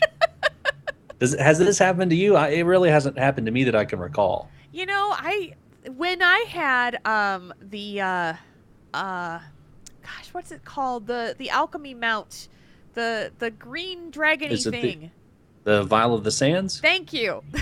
The Stone Drake? Sandstone Drake. The Sandstone Drake, yeah. So the Vial of the Sands, I spent a really long time farming for that recipe. And when I finally got it, I was so excited. And then I needed to make it, and it was awesome. But so when people were really interested in getting Vials of the Sands, I used to watch Trade Chat and say, interesting, hey, I could do that for you. Because you get nice tips out of it. And, yeah, you do. And people were usually pretty good about it because they wanted them out. But my problem now is that I don't like Trade Chat, so I have it turned off. I have turned it off. I don't look at it. So I don't have this problem because I don't know what's happening. Yep. Don't see it. I don't see it. I don't want to see it because it's just, if I spent way too many years watching people do like the Harry Potter and the blankety blank and the anal jokes, linking of an ability and the word anal before it. Uh-huh. Oh, and don't forget about Thunderfury, Blessed Blade of the Windseeker. Yes. Gotta love that one. Did you say? So it's the same thing over and over again, and so I was just like, there's always these people who are just arguing all the time, and it's just like I can't. So I just turned it off. It's not much better now. It's not. I have it, and I like how it's in the garrison. You do get trade chat because that's where everybody is anyway in this expansion. Yeah. Because they're in their garrisons, and so otherwise trade chat would die. But sometimes it's a hot mess. Yeah, it really is a hot mess. I don't miss it, so to me it's dead. Yeah, I can understand that. Yeah. But yeah, that does suck that somebody would, in the time it takes you to switch characters, It does suck though. It's I can relate to that somewhat with if you're in the Converterade Guild and you're a greeter and you've gotten somebody who's been like, "Hey, I need someone to invite me to this sub-guild of Converterade." And so you've got to flip your character to that sub-guild, and by the time somebody else has snatched it up and said, "Oh, it's okay, I got it." And it's like, "Well, I just logged off and I stopped what I was doing and did the bit." So but you were mine. I was supposed to say welcome home. I was supposed to say welcome home, Raider. So yeah, that's how I can relate to it, I guess. Yeah. It took like 6 or 8 months. No, it almost took a year and poking and prodding for Navox to finally say welcome home, Marconin, because he's the one that brought me in, and he didn't say it. What? He was just like, "There you go, you're in the guild. There you go." Poor Navox. Have fun. And I finally got him to say it, I think, on the Converted podcast. I finally said it in the chat room enough. That's like a moment where you're like, "Say my name. Say my name." Marconin. Say my name. Oh, we love you, Navox. We love you very much. Yes, we do very much so. I was listening to The Converted on my drive down yesterday. and so, yeah, I do enjoy that show a lot. Trellant is being a troll in the chat room again. Yeah, he's trying to troll me again. My Trellant is our main tank for the Cat on Fire raid team, and Justice is in there too. He's our other tank. He's hanging out there tonight. Gosh, we don't even have main tanks anymore, man. It's just like they're your tanks. So I still call him main tank, and I shouldn't do that. Okay, you want to read the next one? Yes. LL says, if you wrote a book about bullying, who would the main character be, and what would they learn? Oh gosh. That's a good question. And Elle sent us like a bunch of them, so I tucked them away. She did. For the next couple shows. If you wrote a book about bullying, if you want to talk about WoW, we can do that. I think the main character is probably gonna be a gnome. Poor gnomes. And yeah, we do get a fair bit of kicking and stabbing from undead brogues. Dashmater in the chat room just said Commander Butt Munch. Let's just give you a little teaser. Commander Butt Munch is coming back. Let's just put that soon. Very soon. Commander Butt Munch says we've been working on something. There's a reason why I haven't slept this week. I know. And we'll tell you about it next week. How about that? We'll tell you about it next week. So yeah, Commander Butt Munch is not going to be in the book, but we'll be coming back to the show because we've been working on something. And so I think a gnome would be the main character. That would be the person that, has been the recipient of the bullying. So who would be the person who would do the bullying? Would it be a human? Yeah, it would be a human or it would be like a human, a worgen. It'd be one of the taller, the bigger races, night elves. Night elves. Dwarves not so much because they can kind of feel your pain a little bit, so they'll just tell you to join us for a few drinks. The pain will go away. Buck up, laddie.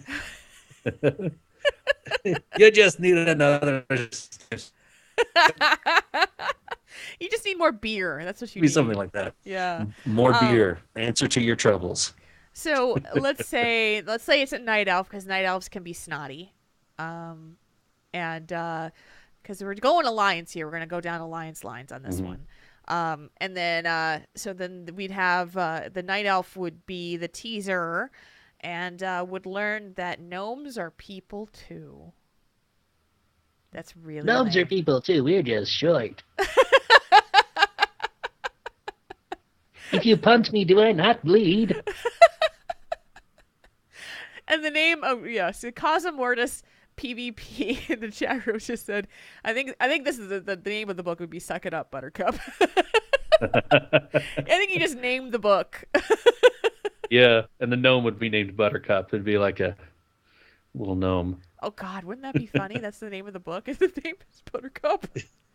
Worst book ever written by Triple T. Yep. The worst selling list instead of the best selling list. That's right. We could aim for the worst. Mm-hmm. From Sparrowhawk 1, what part of Arkansas is Mark Honan from? I'm from Conway, Arkansas, now in Canada. His accent is a little bit of home. Yeah, I know where Conway is. I'm actually going to work in there all of the month of March. Ooh. I'll pretty much be living there. I'm from Northeast Arkansas. I grew up there, went to school up in Jonesboro, and now I am in parts unknown everywhere. Yeah, but yeah, I went to Conway for band camp a few years, and went there for some choir gigs and some things in college too. So I'm familiar with that city. The college there, I think their football turf is purple, because purple is one of the college colors. Oh, so really? their field, kind of like how Boise State is like blue grass. Yeah. This is like a purple turf field. I haven't seen it, but everybody's like, yeah, our turf on our field's purple now. That's weird. It would mess with my. It makes me think the color's off on the TV whenever I see Boise State play. Yeah, exactly. It's like, what happened to the green? You gotta adjust your contrast. Yeah. What Sam Hill's wrong with my color on this TV? I just bought it. We just got a little Bubba Conan cameo right there. Yeah, purple and gray. RLA said is purple and gray. I have yet to see it, but that's going to trick my eyes if I ever do get to see that. It's weird. That's pretty awesome. Yeah. Read the next one. But from Mammoth, you have a raider missing raid tonight. What is the crazy and extremely silly reason that they are missing, i.e. cat on fire? I can tell you some of the ones that have happened to us in the probably 7 years we've been raiding together in different ways. So usually it was usually Trelant that has had the best stories, because he comes up, he puts himself in situations. I don't know if I've ever told this on the show, but I think we were raiding Karazhan. I think we were raiding Karazhan at the time, and we used to raid a long time. We used to raid from like 8 o'clock until like 2 in the morning. It was like a long raid night. And so he was downstairs in his basement raiding, and we take a couple breaks a night, and he went to go put laundry in the laundry room. And so we're like, where is Trelant?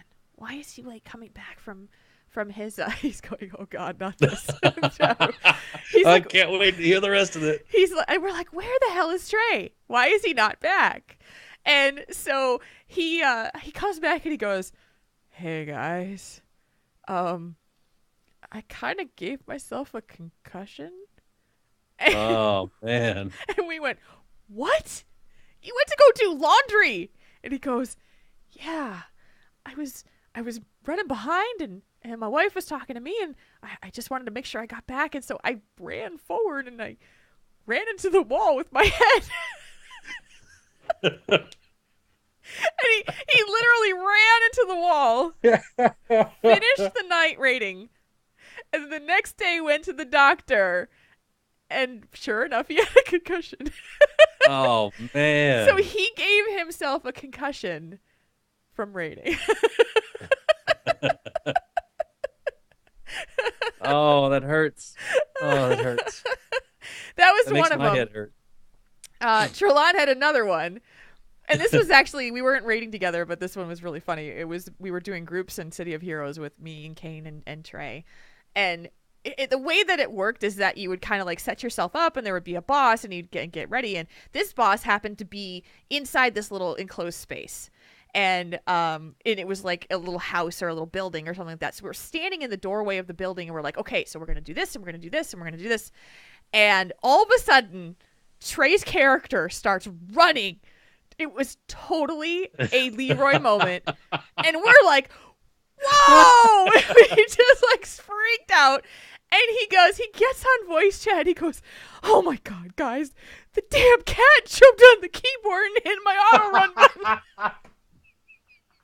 So we're lying dead on the floor, laughing our heads off because Trelawn's cat hit his auto run button. There you go. So we can do concussion and we can do cat on keyboard, and I think those will be good ways to miss a raid. How about you? Did you have any of those? COK, cat on keyboard. Oh man, one of the guys who used to work with me a few years back. He would play WoW in vanilla, and he said the best one that he ever heard was and I actually wrote this into the show a while back, and you guys read it on here, but the guy was talking, and he came up and he was like, sorry, I gotta go, guys, pool's on fire. And like ran away. Pool's He's on like, fire? My swimming pool's on fire. And it was just like, well, it's water. How can it? I mean, he was making it up, but he was just trying to just make everybody kind of turn their heads and think, what is that? So it was very confusing, but yeah, that's the funniest one I've heard. Is it's a BRB pool's on fire. Or grandma's on fire or something like that. Just random things of fire. Random things are on fire. I think there was a time, and I don't know, Kane can probably confirm this, but I think there was somebody who actually had the police come to their door at one point. I don't remember, but so yeah. Not quite swatting, but close. Yeah. We've had some interesting ones over the years, but those are pretty funny. So yeah. Yeah, my cats have jumped on the keyboard too, but thankfully not during the raid. And well, Reese did a couple of weeks ago, but I ran into a wall, and we were between bosses, so thankfully I didn't. Well, Reese actually interrupted this podcast by turning your keyboard or your computer off. She did. Yes. No, that was Pixie. Pixie did that once. Pixie did that. Okay. She jumped on top of the tower and just stepped right on the power button. Just boop. Computer dead. I was like, what in the world happened? Oh my gosh, cat. And so I pulled her off and everything. That's too funny. Oh, cats on the keyboard. Cats on the keyboard, man. It's almost as bad as the elevator boss. From 2020 site, what is your surefire, foolproof, all-around best way of relieving stress? Mine is jumping into a hot shower, or even better, a hot bath. Well, when I can't afford massage. Mine is definitely massage, man. That is probably the only way that I can kind of physically get rid of that whatever crap is stuck in my muscles and tension and all that kind of thing. It's just, that's the best way. I get a massage about once a month right now, and because I still have lingering effects from my car accident back in May, so it helps to keep mobility in my shoulder. But that's probably the best way. Yeah, I would say. I mean, I could think of some other non-suitable for work reasons, but I won't say them here. So use your imaginations, people. Yep, that's what they're there for. That's right. For me, some good music would be a good stress reliever for me, because sometimes I'll just get, really, and I'll get upset, and I'll have to just get in the car and drive sometimes. Nowadays with the cheaper gas, it's easier. But, I'd get and drive a little bit, and I'd put on some music that helps me. I would put on either choral music, sometimes gospel music helps, or I would go back and I'm a big fan of James Taylor, as my dad can attest to, because he's the one he listened to it. He likes James Taylor a lot, and he listened to it. That was one of the bands I grew up with. Was his band, and so that music really kind of takes me back home, takes me back to a easier place and a calmer place, and so I just get to enjoy that. And also a good cuddling with the cats helps. Yes. A lot, because In fact, a few days ago, I was very stressed out, and Reese was chattering with me. And Jules, I sent you a video once So of her cute. cooing at me, and she's a chatterbox whenever I'm walking around the house, and I just picked her up, and she cements herself to my shoulder, and just I just kind of held her, and I sat down with her, and I just closed my eyes, and put my ear up to her chest, and just hear the purr motor going, and just you just take yourself out of everything else and just concentrate on that, and the nice soft fur, and the just Cat that kind of thing, therapy. and just kind of, yeah, cat therapy. I mean, they say that the cat's purring helps regenerate bones and muscle tissue in the cats, and that it's that's what it's there for. It's therapeutic. Not only does it help calm them down, but it actually, the frequency helps stimulate blood flow in the cats. Interesting. And so, and it actually, and they say that's probably why that cats do it so much, to keeps them kind of, even though they sleep all the time, it keeps their body oxygenated and stuff. Yeah. It keeps them kind of healthy, and kind of, you can get a little transfer of that if you're just kind of relaxed with them. At least that helps. Yeah. Dash Animator says I sing in the car when I'm really stressed, and I'll do that too. Like, I'll put on some angry music, because sometimes when I just want to yell it out, but Yeah. some of the music just calms me down. Yeah, sometimes you just gotta like scream it at the top of your lungs and be like, on the loud side. So that's what I remember back in college when I was really stressed out, I would play loud music and just kind of like try to thrash it out. So Yeah. I don't do I've that totally much gone down anymore. the interstate. Oh yeah, I've totally gone down the interstate and rolled the window down and just screamed at an empty field, just to get out some frustration. Just hang my head out the window and just scream. There's nobody out there. There's no cows. Like, I pick like a rice field or something where the cows are like, what? What did he say? I did moo at some cows once. I was traveling to Lubbock, Texas, and gosh, I was like 18 or 19, and we had and there was a cow field, and I leaned my head out the window and just mooed really loud at the cows, and they looked up, and they started mooing back at me, and I was like, I speak cow, yes, I speak yes, cow. I speak cow. Well, there's our show title right there. Oh yeah. I thought it was going to be Suck It Up Buttercup. I could be that too, but the chat Or room I can Speak vote on Cow. which one they like better. Is it Yeah, I speak well- cow or suck it up, Buttercup? And it's appropriate being on Tauren Think Tank. Yes, it is. So It is. it's great. Oh, speaking of cows, our next question comes from MacGyver. He said, what's your preference? Planes, trains, or automobiles? Also buses, I guess. How do you like to travel? I wish that trains were faster to arrive because I enjoy train rides like crazy. I love it. I mean, because I remember. So when I was 15, I went to Russia when I was with my school, which was like my first. That's really cool. Yeah, it was like the first time I was ever on a plane, and there I am going to Russia. Wow, that's midanya. Yeah, it was crazy. And we took a train, an overnight train, and it was like, taking in between cities. And it was the most relaxing, comfortable thing I'd ever done in terms of sleep. It was amazing to take a train like that. It just felt so comfortable. And so I love trains, but they just don't get there fast enough. So I, in terms of travel, get me there as quickly as you can because I hate the travel part. That would be an airplane. Yeah. And they say the reason I like trains, the reason I like trains is because I would have never met Marsha.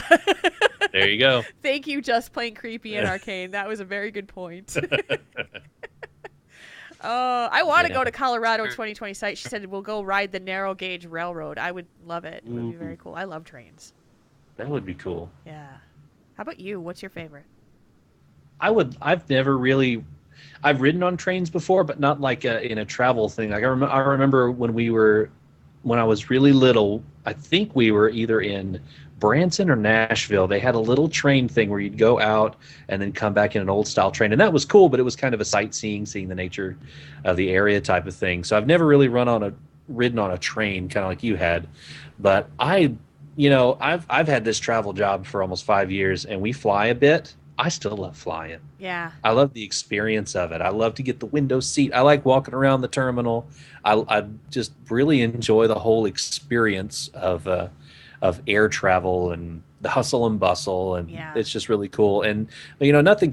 I also drive a lot and get to see a lot of the countryside and stuff, and see things that I normally wouldn't get to see. So Yeah. I just like to travel anyway. But I like planes. I like hopping on a plane here and ending up in BlizzCon like 5 or 6 hours later. It's the best. I am still completely in awe when I watch. I love to, like, if I could see the runway when we're at the airport, to watch a plane land and watch it take off is still Oh yeah, yeah. awe-inspiring to me. And then you're on the plane, and I always wait. I'm so excited to know the exact moment where you're taxiing on the runway, and then the plane starts to tilt up to take off, and I'm like, okay, it's coming. It's almost okay. There it is. I can feel it. It's a Yep, you game. can feel I the play wheels that game it every is. time.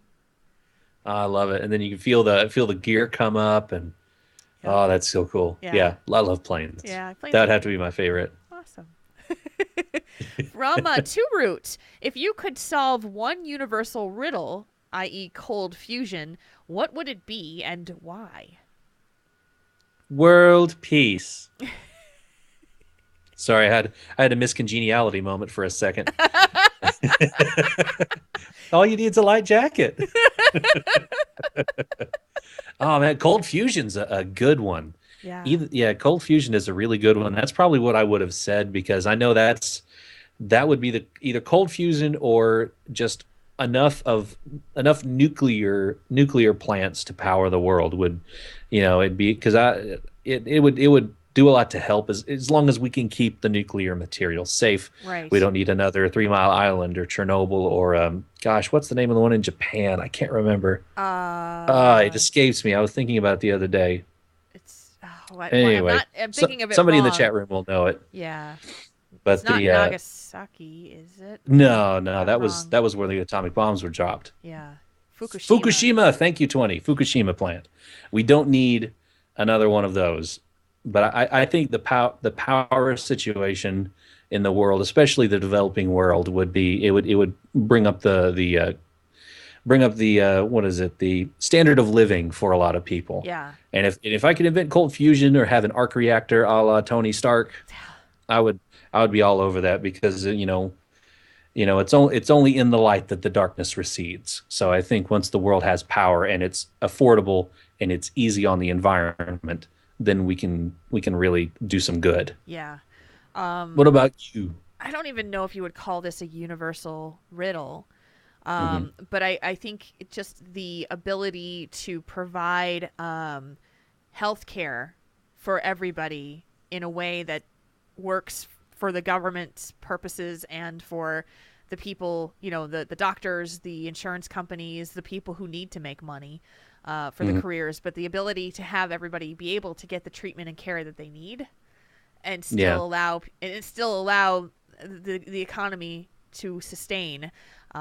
It's a crazy riddle. So how do you make it work? It's a very, very complex riddle. We haven't figured it out yet. No. So I think that would be the one that when you think about having medical issues and considering where things are going in the world, where people are developing as children, there's so many more issues and allergies and problems and things, where people are getting sick and they can't get the help that they need. So that's where I'm certainly not a politician and I am not an economist. So I couldn't figure out either of those things. Just make it work so they're not sick. Yes. Just make it work. Make it work. Just do it. Find a way. Okay, we want this and go. Yes. Is it done yet? No?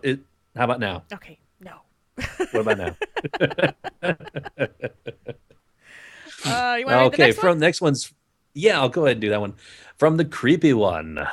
If you backed Exploding Kittens on Kickstarter, what card would you add? What would a Triple T card do? Now, Jules, did you look into Exploding Kittens? Because I meant to earlier today, and I didn't. So can you tell me about Exploding Kittens for me and those of us in the listening audience that don't know what it is? Okay, so I'm a huge fan of the Oatmeal. The Oatmeal is a cartoonist, very, very satirical cartoonist.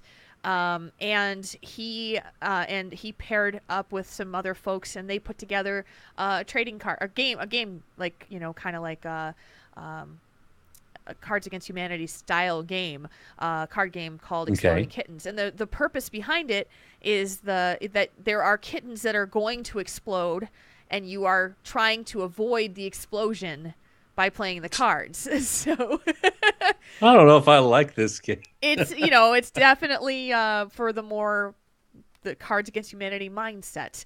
But I had heard about it within minutes of it being announced on Twitter, and I was lucky enough. I was one of the earliest ones to back. I'm being a total hipster here. I was one of the first people to back. I backed it before it was on Triple T. And so but yeah, I was totally in. And so they are doing this card game. It is now the most backed Kickstarter in the history of Kickstarter. Jeez. Was that more than the potato salad guy got? Oh, much more. Oh, wow. I think I haven't looked at it. The last time I saw it, it was over $4 million. $4 million. Yeah.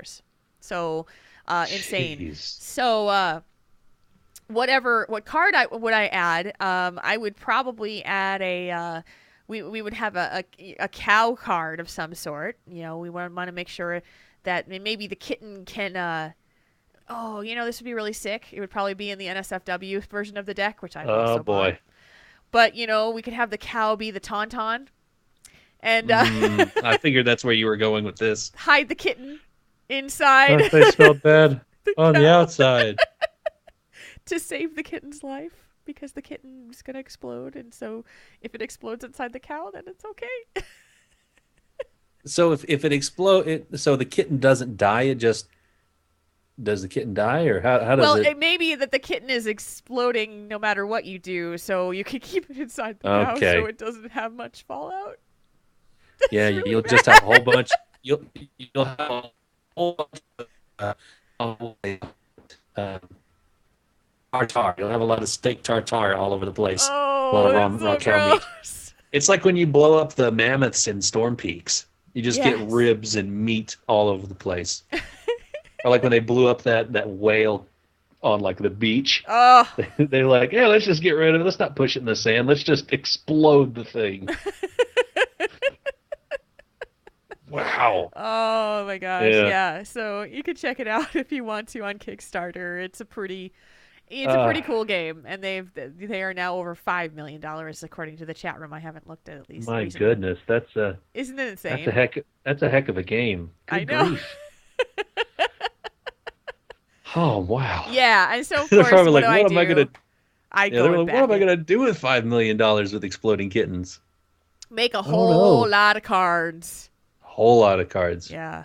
Good that grief. game is gonna be bigger than Cards Against Humanity. You watch. Oh boy, I like that game. Me too. Next time we're together, we need to play around. Oh, you know what? We can actually play it online.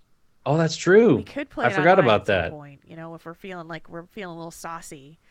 Yeah. Play online, maybe stream that puppy, and you guys can see how really horrible we are as people. Oh wow, that'd be fantastic.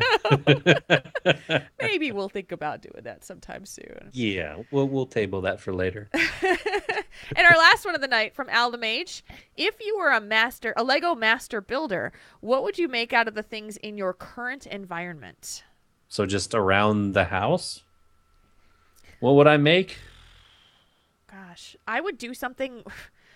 I have an extraordinary large amount of cardboard boxes in my house, mainly because I don't like the outside world. And so I go and I shop online and I just buy stuff. And so, I spend enough time going to work and doing stuff outside. I like to be at home. I don't like to go shopping. But that means that everything I order from Amazon comes in a box. And so my Saturday or Sunday chores usually involve me breaking down a ton of cardboard boxes because I have too many. So my master build would probably be like a cardboard box fort. There you go. Gosh, what would I do? I think I would make some kind of flying craft out of the propeller would be the ceiling fan that's right above my head, directly above my head. It's so centrally placed on your head. It's very centered. It's very similar. It's like right there. For those of you just listening and with no video, I'm sorry, but yeah, there's a ceiling fan right above my head. So I would turn that around. I would. Oh, you know what I would do? I would take. I have both my laptops here. I have a third laptop that's hers, and the desktop and the TV. So I would build using the couch. I would create this enclosure, and then I would put the propeller on top, and I would put all the screens on the outside with the webcams going, so that it would turn invisible because the screens would be showing what was on the other side of me. So it would be like an invisible helicopter. That is so meta. Yeah. Oh yeah. Wow. That is so Also meta. a double decker couch. I would also have it would be complete with a double decker couch. I gotta say, you take it, because I have no skills when it comes to building things, nor do I want to. Hey, well, you know the cardboard fort? I've built a cardboard fort, and they are awesome. So they're enjoyable. I would probably build some kind of like maze thing fort for the cats, because there they're you the go. ones that, always up on the high places, wandering around. And they love boxes. And they love boxes. Absolutely love boxes. So it's like a win-win situation there. Mm-hmm. And that does it for Tell Us One Thing. Thank you guys for sending in your questions. And if you'd like to do one for the show yourself, you can do so. Thursdays, we do the Twitter. And that is at Tauren Think Tank is our Twitter handle. I ask for them, but you can send them earlier. You don't have to wait. Or you can send them via email. questions@taurenThinkTank.com is our email address. And that's pretty awesome. So thank you guys for sending those over. And now it is time for a lot of feedback. Ladies and gentlemen, we now bring you... Wow, that's a lot of feedback. As promised. Okay, you want to read the first one? Absolutely. I enjoyed reading this when we first got it. Yeah. I'm listening to the podcast now while I'm out on patrol. Yes, Jules, it's me again, Salmac the cop, who makes my prisoners listen to the podcast on the way to jail. That's Salmac. awesome. I love Salmac. Yeah.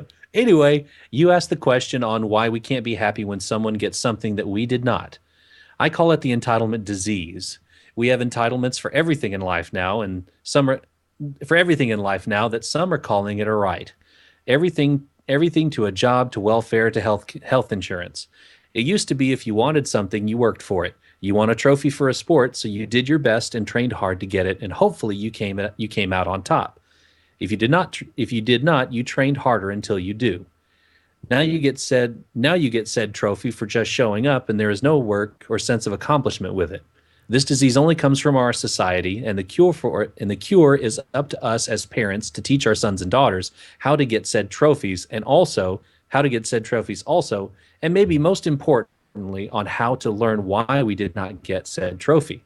So from this officer to all those listening, stay safe, keep your blade sharp and your bows taut, and never forget, for the Alliance. That's from Salmac the Hunter, CTR Guild. I mean, I can't really agree more with his sentiment, especially as someone helping raise a child. It is, and even in this day and age, and last weekend we wound up going to a banquet, an awards banquet for her Taekwondo, which was a complete farce in terms of how they ran this thing. But the way that they do it is that they tell the kids that they got to go to this banquet, which is $20 a plate. And if they don't go to the banquet, then they won't receive an award if they were nominated for an award. But what they do is they nominate every child for some award of some sort. And then they do, okay, these are the kids that are nominated for this award. And then they all come up that are nominated and get a slip of, like a paper, an award sheet that says they were nominated for the award. And then they give out the awards. So it is literally everybody gets a prize. And what happened with us is that, she doesn't know what she's been nominated for. You don't know how long you're supposed to be there for what, and if she actually won one or not. So you got to try to stay there for the whole thing, which we couldn't. And so it is really, the award process is nice, but everybody wins. And she doesn't know the difference. I mean, she got 2 of these things and she pretty much acted as though she got a prize. So it was just like, Yeah. it's hard for me. I don't like this approach at all. As someone Yeah. who we didn't get this when I was a kid. It was, you got to work for it. You got to earn it. Yeah, I did a couple years in the junior bowling leagues growing up, and they had a participation trophy at the end, but the thing was only like 6 inches tall. Yeah. And I knew when I got it, it was just because I played. Yeah. I didn't want the little small one. I wanted the big ones, and so I would try to work harder. And I didn't really. I played. I bowl whenever it's recreational, but I still have the trophy. But I know that all I did was show up and I got that one. So it didn't mean as much to me as the other ones would. Yeah. So, I mean, I at least understood back then that it was kind of a sham prize. Yeah. It's like, just to make you feel special. But I didn't feel special. I felt like I enjoyed bowling and I had fun, and that was the point. Yeah. So. Yeah. And so I really don't like this style of everybody wins because they did. Because I feel like the reward should just come from actually doing it, not that you doing it just to get something to walk away from it. That really doesn't mean a whole lot in the end. So, in any case, I agree with you, Salmek. And thank you for listening to the show in your car while prisoners are in the backseat. Thank you. Yeah. Yeah, for the people in the back seat, sorry, but you probably did something wrong to be back there. So. We're not judging, but you did something wrong. We're not judging. But hey, at least the guy driving you around has good taste in podcasts, right? He does. All right. And this one came in, and this is our heartwarming story of the week. The guild that I am in, that I am the guild master in, has taken many people in looking for a friendly guild. Recently, my girlfriend helped a young man who was in college get properly geared and such, and because of this, he asked if he could join our guild. Being that she's an officer, she has the discretion to invite as she sees fit. After inviting the young man into the guild, he asked, "Is it okay if I'm gay?" My girlfriend said, "We don't judge. It's okay for you to be you." He responded, "Good, because I haven't told anyone else in my family, and only a few friends here at school know." She told me this, and I whispered him, "If anyone gives you any problems in the guild or anywhere in the game, give me their name. If they are in the guild, I will have a personal chat with them. If they are someone else in game, I will report them with you." He responded a few minutes later that he appreciated that and that he had to get some tissues because he had some dust in his eye. From Alderic. I love this story. Yeah, that was a good story. I love this story, and thank you for sharing it with us because it just shows how cool people can be. And Marconan and I both had good examples of that, this week. And so even though there are crappy people out there, this is there are some really awesome people. So, yeah. Okay, so I have 2 emails that I would like to read in relation to Jerry Lawson's appearance. And overwhelmingly, your feedback was very, very, very positive and praising us for having her on. We got a very, very nice, we got some really wonderful comments, and I am going to read one of those, and I'm also going to read a counter viewpoint. So here we go. Holy crap! You guys nailed it. I had no idea you would talk about it at all, let alone with an expert. And now I am totally enamored and intrigued about gender theory. I've had a long and personal struggle with my sexuality, from major depression and a hospital visit to being bullied, to even now having a base fear of holding my girlfriend's hand while walking down the street. We live in a less than progressive area, which is interesting in terms of comfort and safety. Thank you for tackling this. I have no idea what the feedback would be, but can you maybe let me know or let us listeners know about the kind of feedback you get from this one? Well, here you go. So controversial, and I am so freaking proud of you guys for doing this. Thank you so much.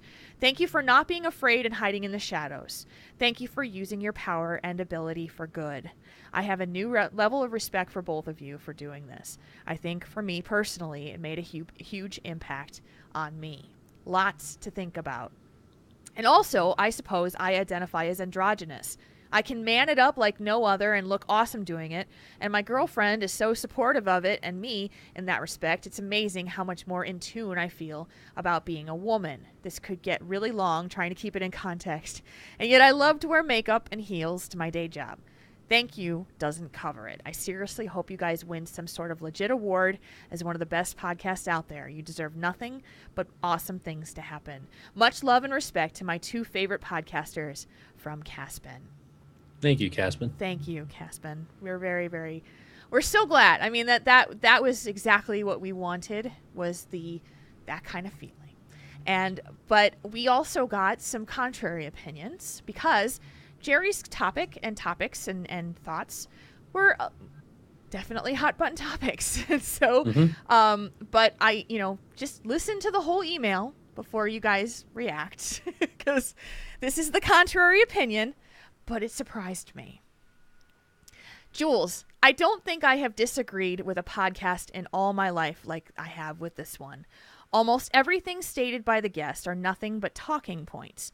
I did hear one of the main attacks that her group has been using is by redefining certain terms and words. Another common attack is name-calling people like me that disagree, which is sad. Don't get me wrong, as is with most cases regarding this issue with a different viewpoint, I do not mistreat homosexuals and let them live their lives. But when it spills over to the public view and my son asks questions about the issue, then I get fuming mad on having to have that discussion at an early age. I see the entire gender and sexual preference issue immoral. No, I do not believe that one is born that way. I do realize that this is a topic where both sides will not convince the other to change their way of thinking. The best I can do is separate myself and my family from the issue, teach my son that others are different from others, and to treat others with respect, no matter what, but also to pray to God that God will open their eyes to the truth.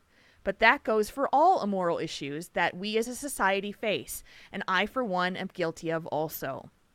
But for myself, I try to change and learn what others embrace. That is the big difference between us as a people. Love the show and will continue to listen. From Michael.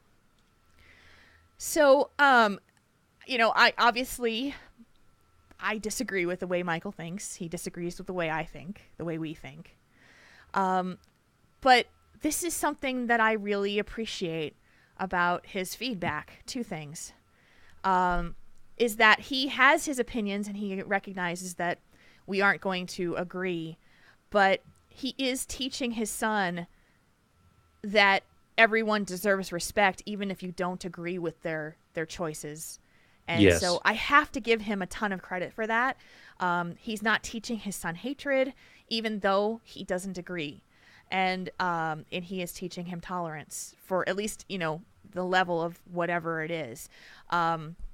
The other part is that when you say, I have never disagreed with a podcast as much as I disagreed with you, and can close an email and say, I still love the show and will continue to listen, I don't even know if I could do that. I don't even know if I would be comfortable. Like, if a show did that, got to me that much, I don't know. I would know if I could just say, nope, I'm not interested in listening to you anymore. But he is still interested in listening to us, even though we have a counter viewpoint. And I think that deserves recognition. So as Jerry said, we have an amazing chat room. We have an amazing audience. And I even when we have differences like this, we can still have a conversation about it and agree that we probably won't agree that we won't agree on everything. Yeah. And I was very thankful for the way he stated his opinion, but he says I also know they're human. He knows they're human beings and doesn't simply hate them out of what they choose to be. He just doesn't agree with it. Right. And that's fine. You don't have to agree. And that's and for him to have to still want to listen after that, it's all I'm very appreciative of his email, and I thank him, or his comment, and I thanked him for it, because I knew there was going to be dissenting opinions about the show. Of course there is. It's a very hot button issue. Yeah. And this is one of the best case scenarios for a dissenting opinion that I think we could have asked for. Yeah. I mean, I have no problem with someone stating an opinion that is different than mine, and we talk about it, and I understand that there's a perspective that's not the same as mine. It's when those things devolve into name calling and feelings of hatred and anger, where it goes beyond just a disagreement. That's where it's not appropriate. Michael did none of that. He just stated how he felt, and I think that was great. So, I don't agree with his stance, but that's okay. I'm not here to make him believe it. So, yeah. And he's not there to make me believe it. So it's just yeah. part of the way that we work as people. So still very proud of the people who listen to this show and the people who provide us with feedback. So absolutely. All right. So let's do some of those slash moves. Let's do a slash move. Let's do a slash moo. Go ahead, start it out. All right, the first one comes from Mammoth. Slash moo to at Super Serious 13, who is making me and at Alaire the Phoenix Pepe hats for real life. That is cool. That is Pepe really cool. I want to see what these look like, Serious. Yeah. These sound like they're really cool. Pepe hat for your head. Pepe hat. Pepe hat for your head. From Alex G. Anderson, slash moo to the Venture Guild and my friends in it. It has brought me so much joy and laughter during raid progression. That is awesome. Let me pull up I'm trying to look up my own personal slash moo for the week. Okay, here we go. Yeah. Let's see. The next one comes from Ro Wow. Plenty of others will say this too, I'm sure, but a big slash moo to the staff of WoW Insider. And absolutely agree. Yeah, we had, Absolutely agree. Yeah. Yeah, it's that's kind of weighed heavy on all of our minds the last few days, especially now that it's officially announced. Mm-hmm. And if you aren't aware, WoW Insider is part of the companies that AOL owns, called like Joystick, massively, and they have decided to shut down all of those sites. And so WoW Insider will no longer be, and it's a big loss for our community.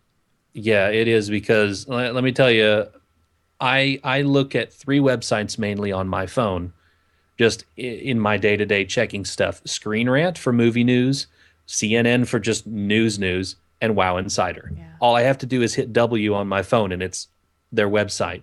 So I look at WoW Insider every day. Yeah. And now I won't have that. Well, but I'm sure that something will fill the gap, or something will come along. Something's brewing, because apparently there's something is brewing coming Tuesday. So yeah. So we will wait and see on that, because like I said, I look at WoW Insider every day. I mean, it's it's a lot, but yeah, it's a lot. So it's a lot. Yep, we wish all of those folks all the best, and that we know you'll land on your feet. It'll be great. Yes. Okay. You got a ton of support behind you. You too.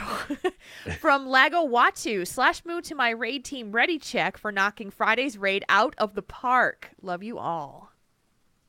Well, that's awesome. This one's from Lori_CTR.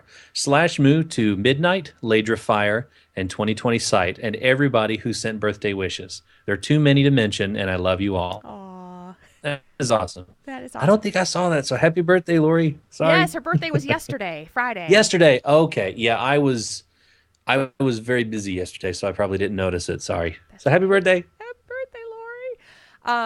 We got one from Torrance, and I love this one. Another heartwarming story. Hi, Triple T. I've been part of a raid group for a few weeks with a core of people who have been together for a while, along with a bunch of new recruits from all experience levels. Recently, while raiding, talking, and voice chat got a little too salty for my comfort levels. I was afraid of being called too sensitive, which I am, and booted from the group. Finally, I got up the courage to whisper the raid leader and politely let them know about my discomfort. All that happened was an announcement in voice chat to tone it down, with the raid leader saying they were guilty of it too and apologizing, and some gentle policing as the raid went on. Nobody made a fuss about it. I just want to encourage anyone else out there with a similar situation to speak up if you're feeling uncomfortable. So slash moo to my raid leader who understood, and to all guild or raid leaders who would do the same. From Torrance. That's awesome. Yeah, that is awesome.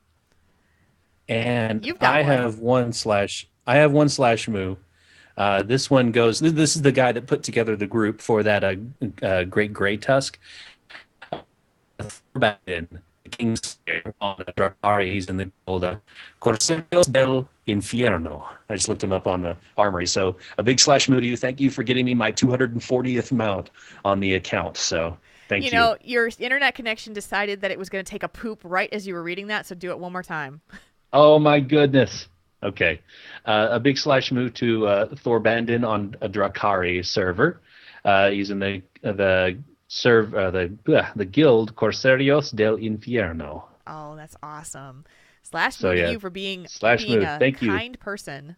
Yes, and getting me my 240th mount. Thank you so much. Yay! Our show is on iTunes and Stitcher. You can find us out there if you're listening on the download. Thank you. You can check our RSS feed out on our website, which is torrenthinktank.com. From iTunes, we thank Kerosene Kid for your latest iTunes review. And if you would like to do the same, leave us a review. You can do so iTunes or Stitcher. Certainly helps the show and helps more people see it. So we appreciate that very much. Yes, we do. Thank you. Yeah. Again, our email address is questions@torrenthinktank.com. We take your submissions for the show, your feedback, and tell us one thing, slash moves, all that stuff. It's the same email address, questions@torrenthinktank.com. Let's see. I think that's a show, Markonen. I think it is. I think it is. I just want to give a quick plug to my friends at the I Remembered It Better podcast, Cliff and Ryan. We've been back in the saddle again doing the show. So if you want to check it out, we do it on Thursday nights starting at 9:30 Eastern. That's the live stream. And it's twitch.tv/IRI Better. Obviously we talk about a lot of geek nostalgia stuff. So if you like it, like that stuff, which you are probably a geek or a nerd or a gamer or whatever you are, we talk about it all. We have fun doing it. And if you like our chat room at Triple T, a lot of those folks like to hang out there too. So that's a cool place to go. It's definitely a good time. Anything going on with you this week that you would like to plug? Oh, goodness. Nothing really to write home about. Nothing. Some stuff behind the scenes, but we're not going to talk about that for the moment. We're not talking about that yet. Nope. Nope. We're going to work on that later. Sorry. Yep. But don't worry. We're going to have it soon. You guys will hear about it. Yeah, you'll have plenty. But yeah, not really anything to write home about. I've got the regular work schedule next week. Gonna raid on Monday night with Cat on Fire. Hopefully get Imperator down. And just back nose to the grindstone again come Monday. Good deal. Gonna hopefully watch the Super Bowl tomorrow. Gonna have to watch it from a computer because I'll be at the helping my wife at work. Yep. So I'll be watching it at the school up there. Who do you want to win tomorrow, Jules? I don't care. Packers or nobody, huh? Packers or nobody. I don't care. I really don't care. Yeah. So, will you be watching it or anything? I think I'll probably just watch it so I can see Katy Perry do her thing. I want to see the halftime show. So I'm just like, nope, don't care. Sorry, I'll probably be playing WoW or Dragon Age Inquisition or something because I there you go. don't care. So yeah. Yeah, there you go. So anywho, that is our show for tonight. Next week we will have Anthony Bean with us as our guest. So please come join us in the chat room if you'd like so you can talk with him as we do the show. And it's time to go and do that thing where we bring this show home. Oops, wrong one. That one. At least I'm editing this show this time. Tauren Think Tank is a proud member of the Signals Media All-Star Network. Find out... I wrote this thing in here and I gotta do it again. Let's try this one more time. Tauren Think Tank is a proud member of the Signals Media All-Star Network, including 2 new great shows like Realm Maintenance and Extended Maintenance. Find out more about the other great shows in the network by going to signalsmedia.com. Our voiceovers are done by 2 uber mages, Arcane and myself, Markonen. You can find us outside of the show on our website, torrenthinktank.com, which has all of our podcasts and information on how to get in touch with us, too. Don't forget about your Triple T t-shirts, and you can find those at slashloot.com. 3 designs to choose from in different shirt colors. Thank you to all of our patrons. The show will always be free, and your support helps us do even more. If you would like to become a patron of the show, you can do that at patreon.com/torrenthinktank. hmm You can also like us on Facebook at facebook.com/Tauren Think Tank. And also you can find us on Twitter for the show at Tauren Think Tank. You can find Jules at Jules RPG and myself at Mark Conan Wow. You can also light up our forums and chat with us there. Messed that up a little bit. Give those boards some love at forums.signalsmedia.com. So I just want to make a quick mention on our Patreon. We have 2 folks have taken, out of the 3 that we have the 3 Skype calls a month that we can give out to people for our top level, and 2 of them are gone already. So we thank you to our patrons, and if you want to check it out, that is awesome. We have 1 spot left for a monthly call with us. So in any case, you can go do that at patreon.com/TaurenThinkTank. Thank you, everybody. Thank you, chat room, for being amazing. Thank you for being with us tonight. And if you'd like to hang out with the chat room yourself, you can do that on Saturday nights at 10 o'clock Eastern Time at twitch.tv/TaurenThinkTank. We love seeing you with us and hanging out on a Saturday night. So, Mark Conan, have a fabulous week. You too, Jules. And I will see you next Saturday night. And we will see you all next Saturday night. For Mark Conan, for myself, for Arcane, and the entire chat room. Until next time. /moo, everybody. /moo.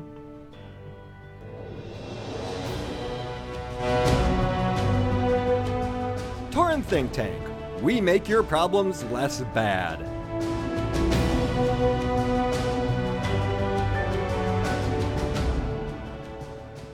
This podcast is a part of the Signals Media All-Star Network. For more information on this and other fine shows, go to signalsmedia.com. It's okay to stick our stuff in your ears.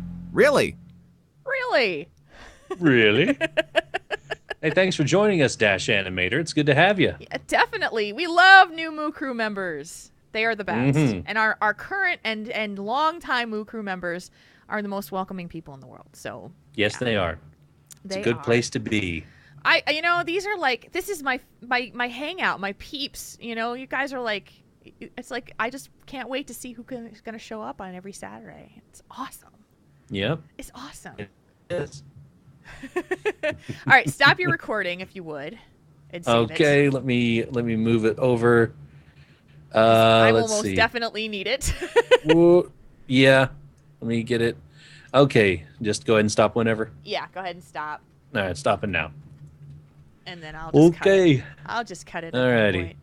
Now that I'm gonna go ahead and. Yeah, I'm glad we had that. I'm gonna go ahead and. Oh, you are Crunchy McCruncherson tonight. I know. I'm sorry about that. Woo! There were a couple times where it was like, oh, and your video had this great thing where it would literally just stop for a while, and it would be. So there was one pose where you were like this. Wait, I can't see you. Let me get over here. You did that, and it was like hammer time, jazz hands. And I'm talking about a whole bunch of serious stuff with my hands in the air, like I just don't care. Oh man! Shoot, I forgot to talk about Azeroth Roundtable, man. Oh, that's right. I forgot to do that.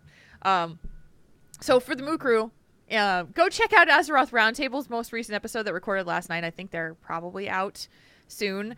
I was on that show with them. It was hilarious, and we talked about mega guilds. So oh yeah, and it was really cool conversation about what it's like to be in a mega guild, what it's like to run a mega guild. So yeah, I'll splice it in later. I'm gonna be editing the show anyway, so I'll splice it in. Yeah, I've already stopped my recording and saved it, so I'll splice it in when I do the edit. So. Yep, and it's about 3 minutes from now. I will put it in a Dropbox and share it with you. Yeah, it'll kill your connection to be sending that up. Yeah, it will, but I'll do that, and then while I'm doing that, I can work on the other things that we're working on. Yeah. At the same time.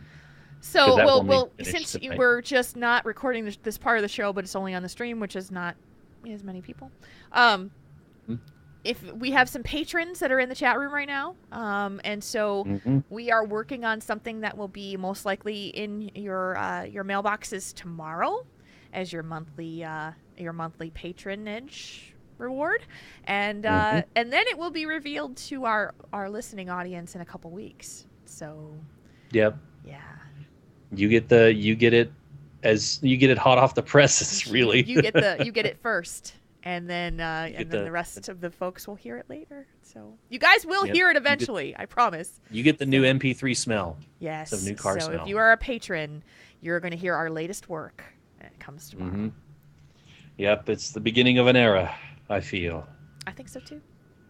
It might be the beginning of a beautiful friendship. Oh, and an adventure of sorts.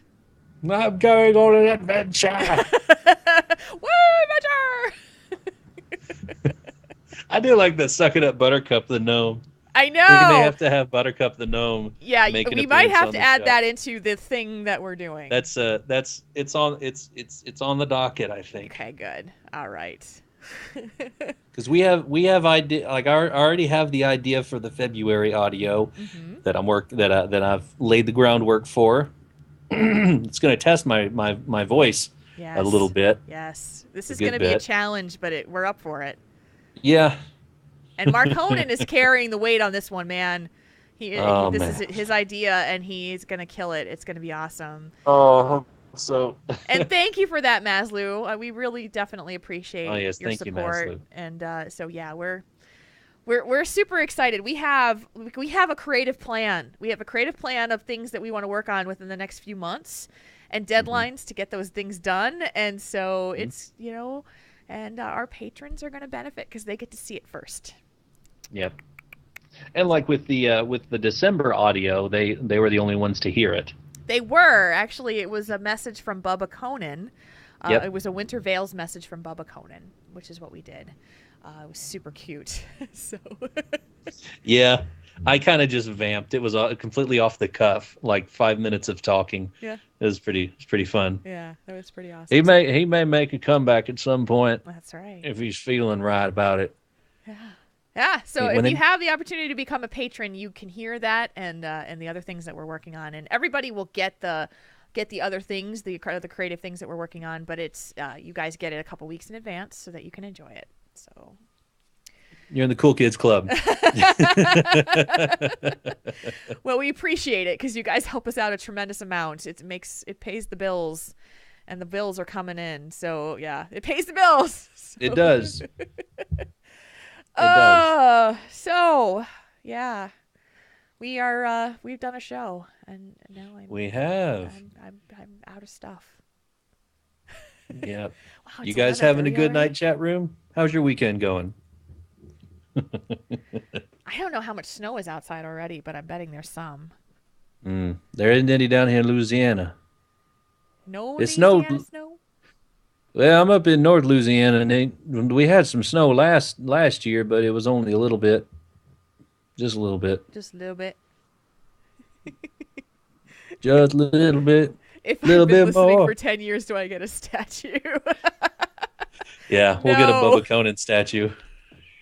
Oh, a Bubba Conan statue. Our 10-year anniversary. There you go. There you go. We're gonna hit I've heard 3 that- in May. Do what? We'll hit 3 in May. We will. Just 7 more years to go. Yep. Oh, Just Kranos, 7 I'm more sorry. years. We have to keep the link things out because we get spam sometimes. Yeah. Sorry about that. Sorry about that. All right. So I think it's time for us to go and relax and let Mark Conan send me his file so I can start working on stuff. Hope you feel better, Bim. Get that Yes. chest cold out of your chest. Get it off your chest. Get off your chest. It's not good there. All right. Our jokes are Now done. I've got Uptown Funk stuck in my head. Have you heard that song? Yes. Oh man. Uptown Funk, you up. The Jackson, Mississippi. Oh man. And your Sorry your guys, I'll leave internet you has that decided little to go gonzo right now. So your guy, it's like breaking up. It's just like Oh goodness gracious. How about now? better. Okay. Yeah. All right, we'll sign off now, and we'll be back next week. Yeah, we'll go ahead and let it go. You guys have a great night. We will see you next Saturday. We got Anthony Bean with us. It's going to be a good show. So we'll see you then. All right, night, guys. /moo. /moo, folks.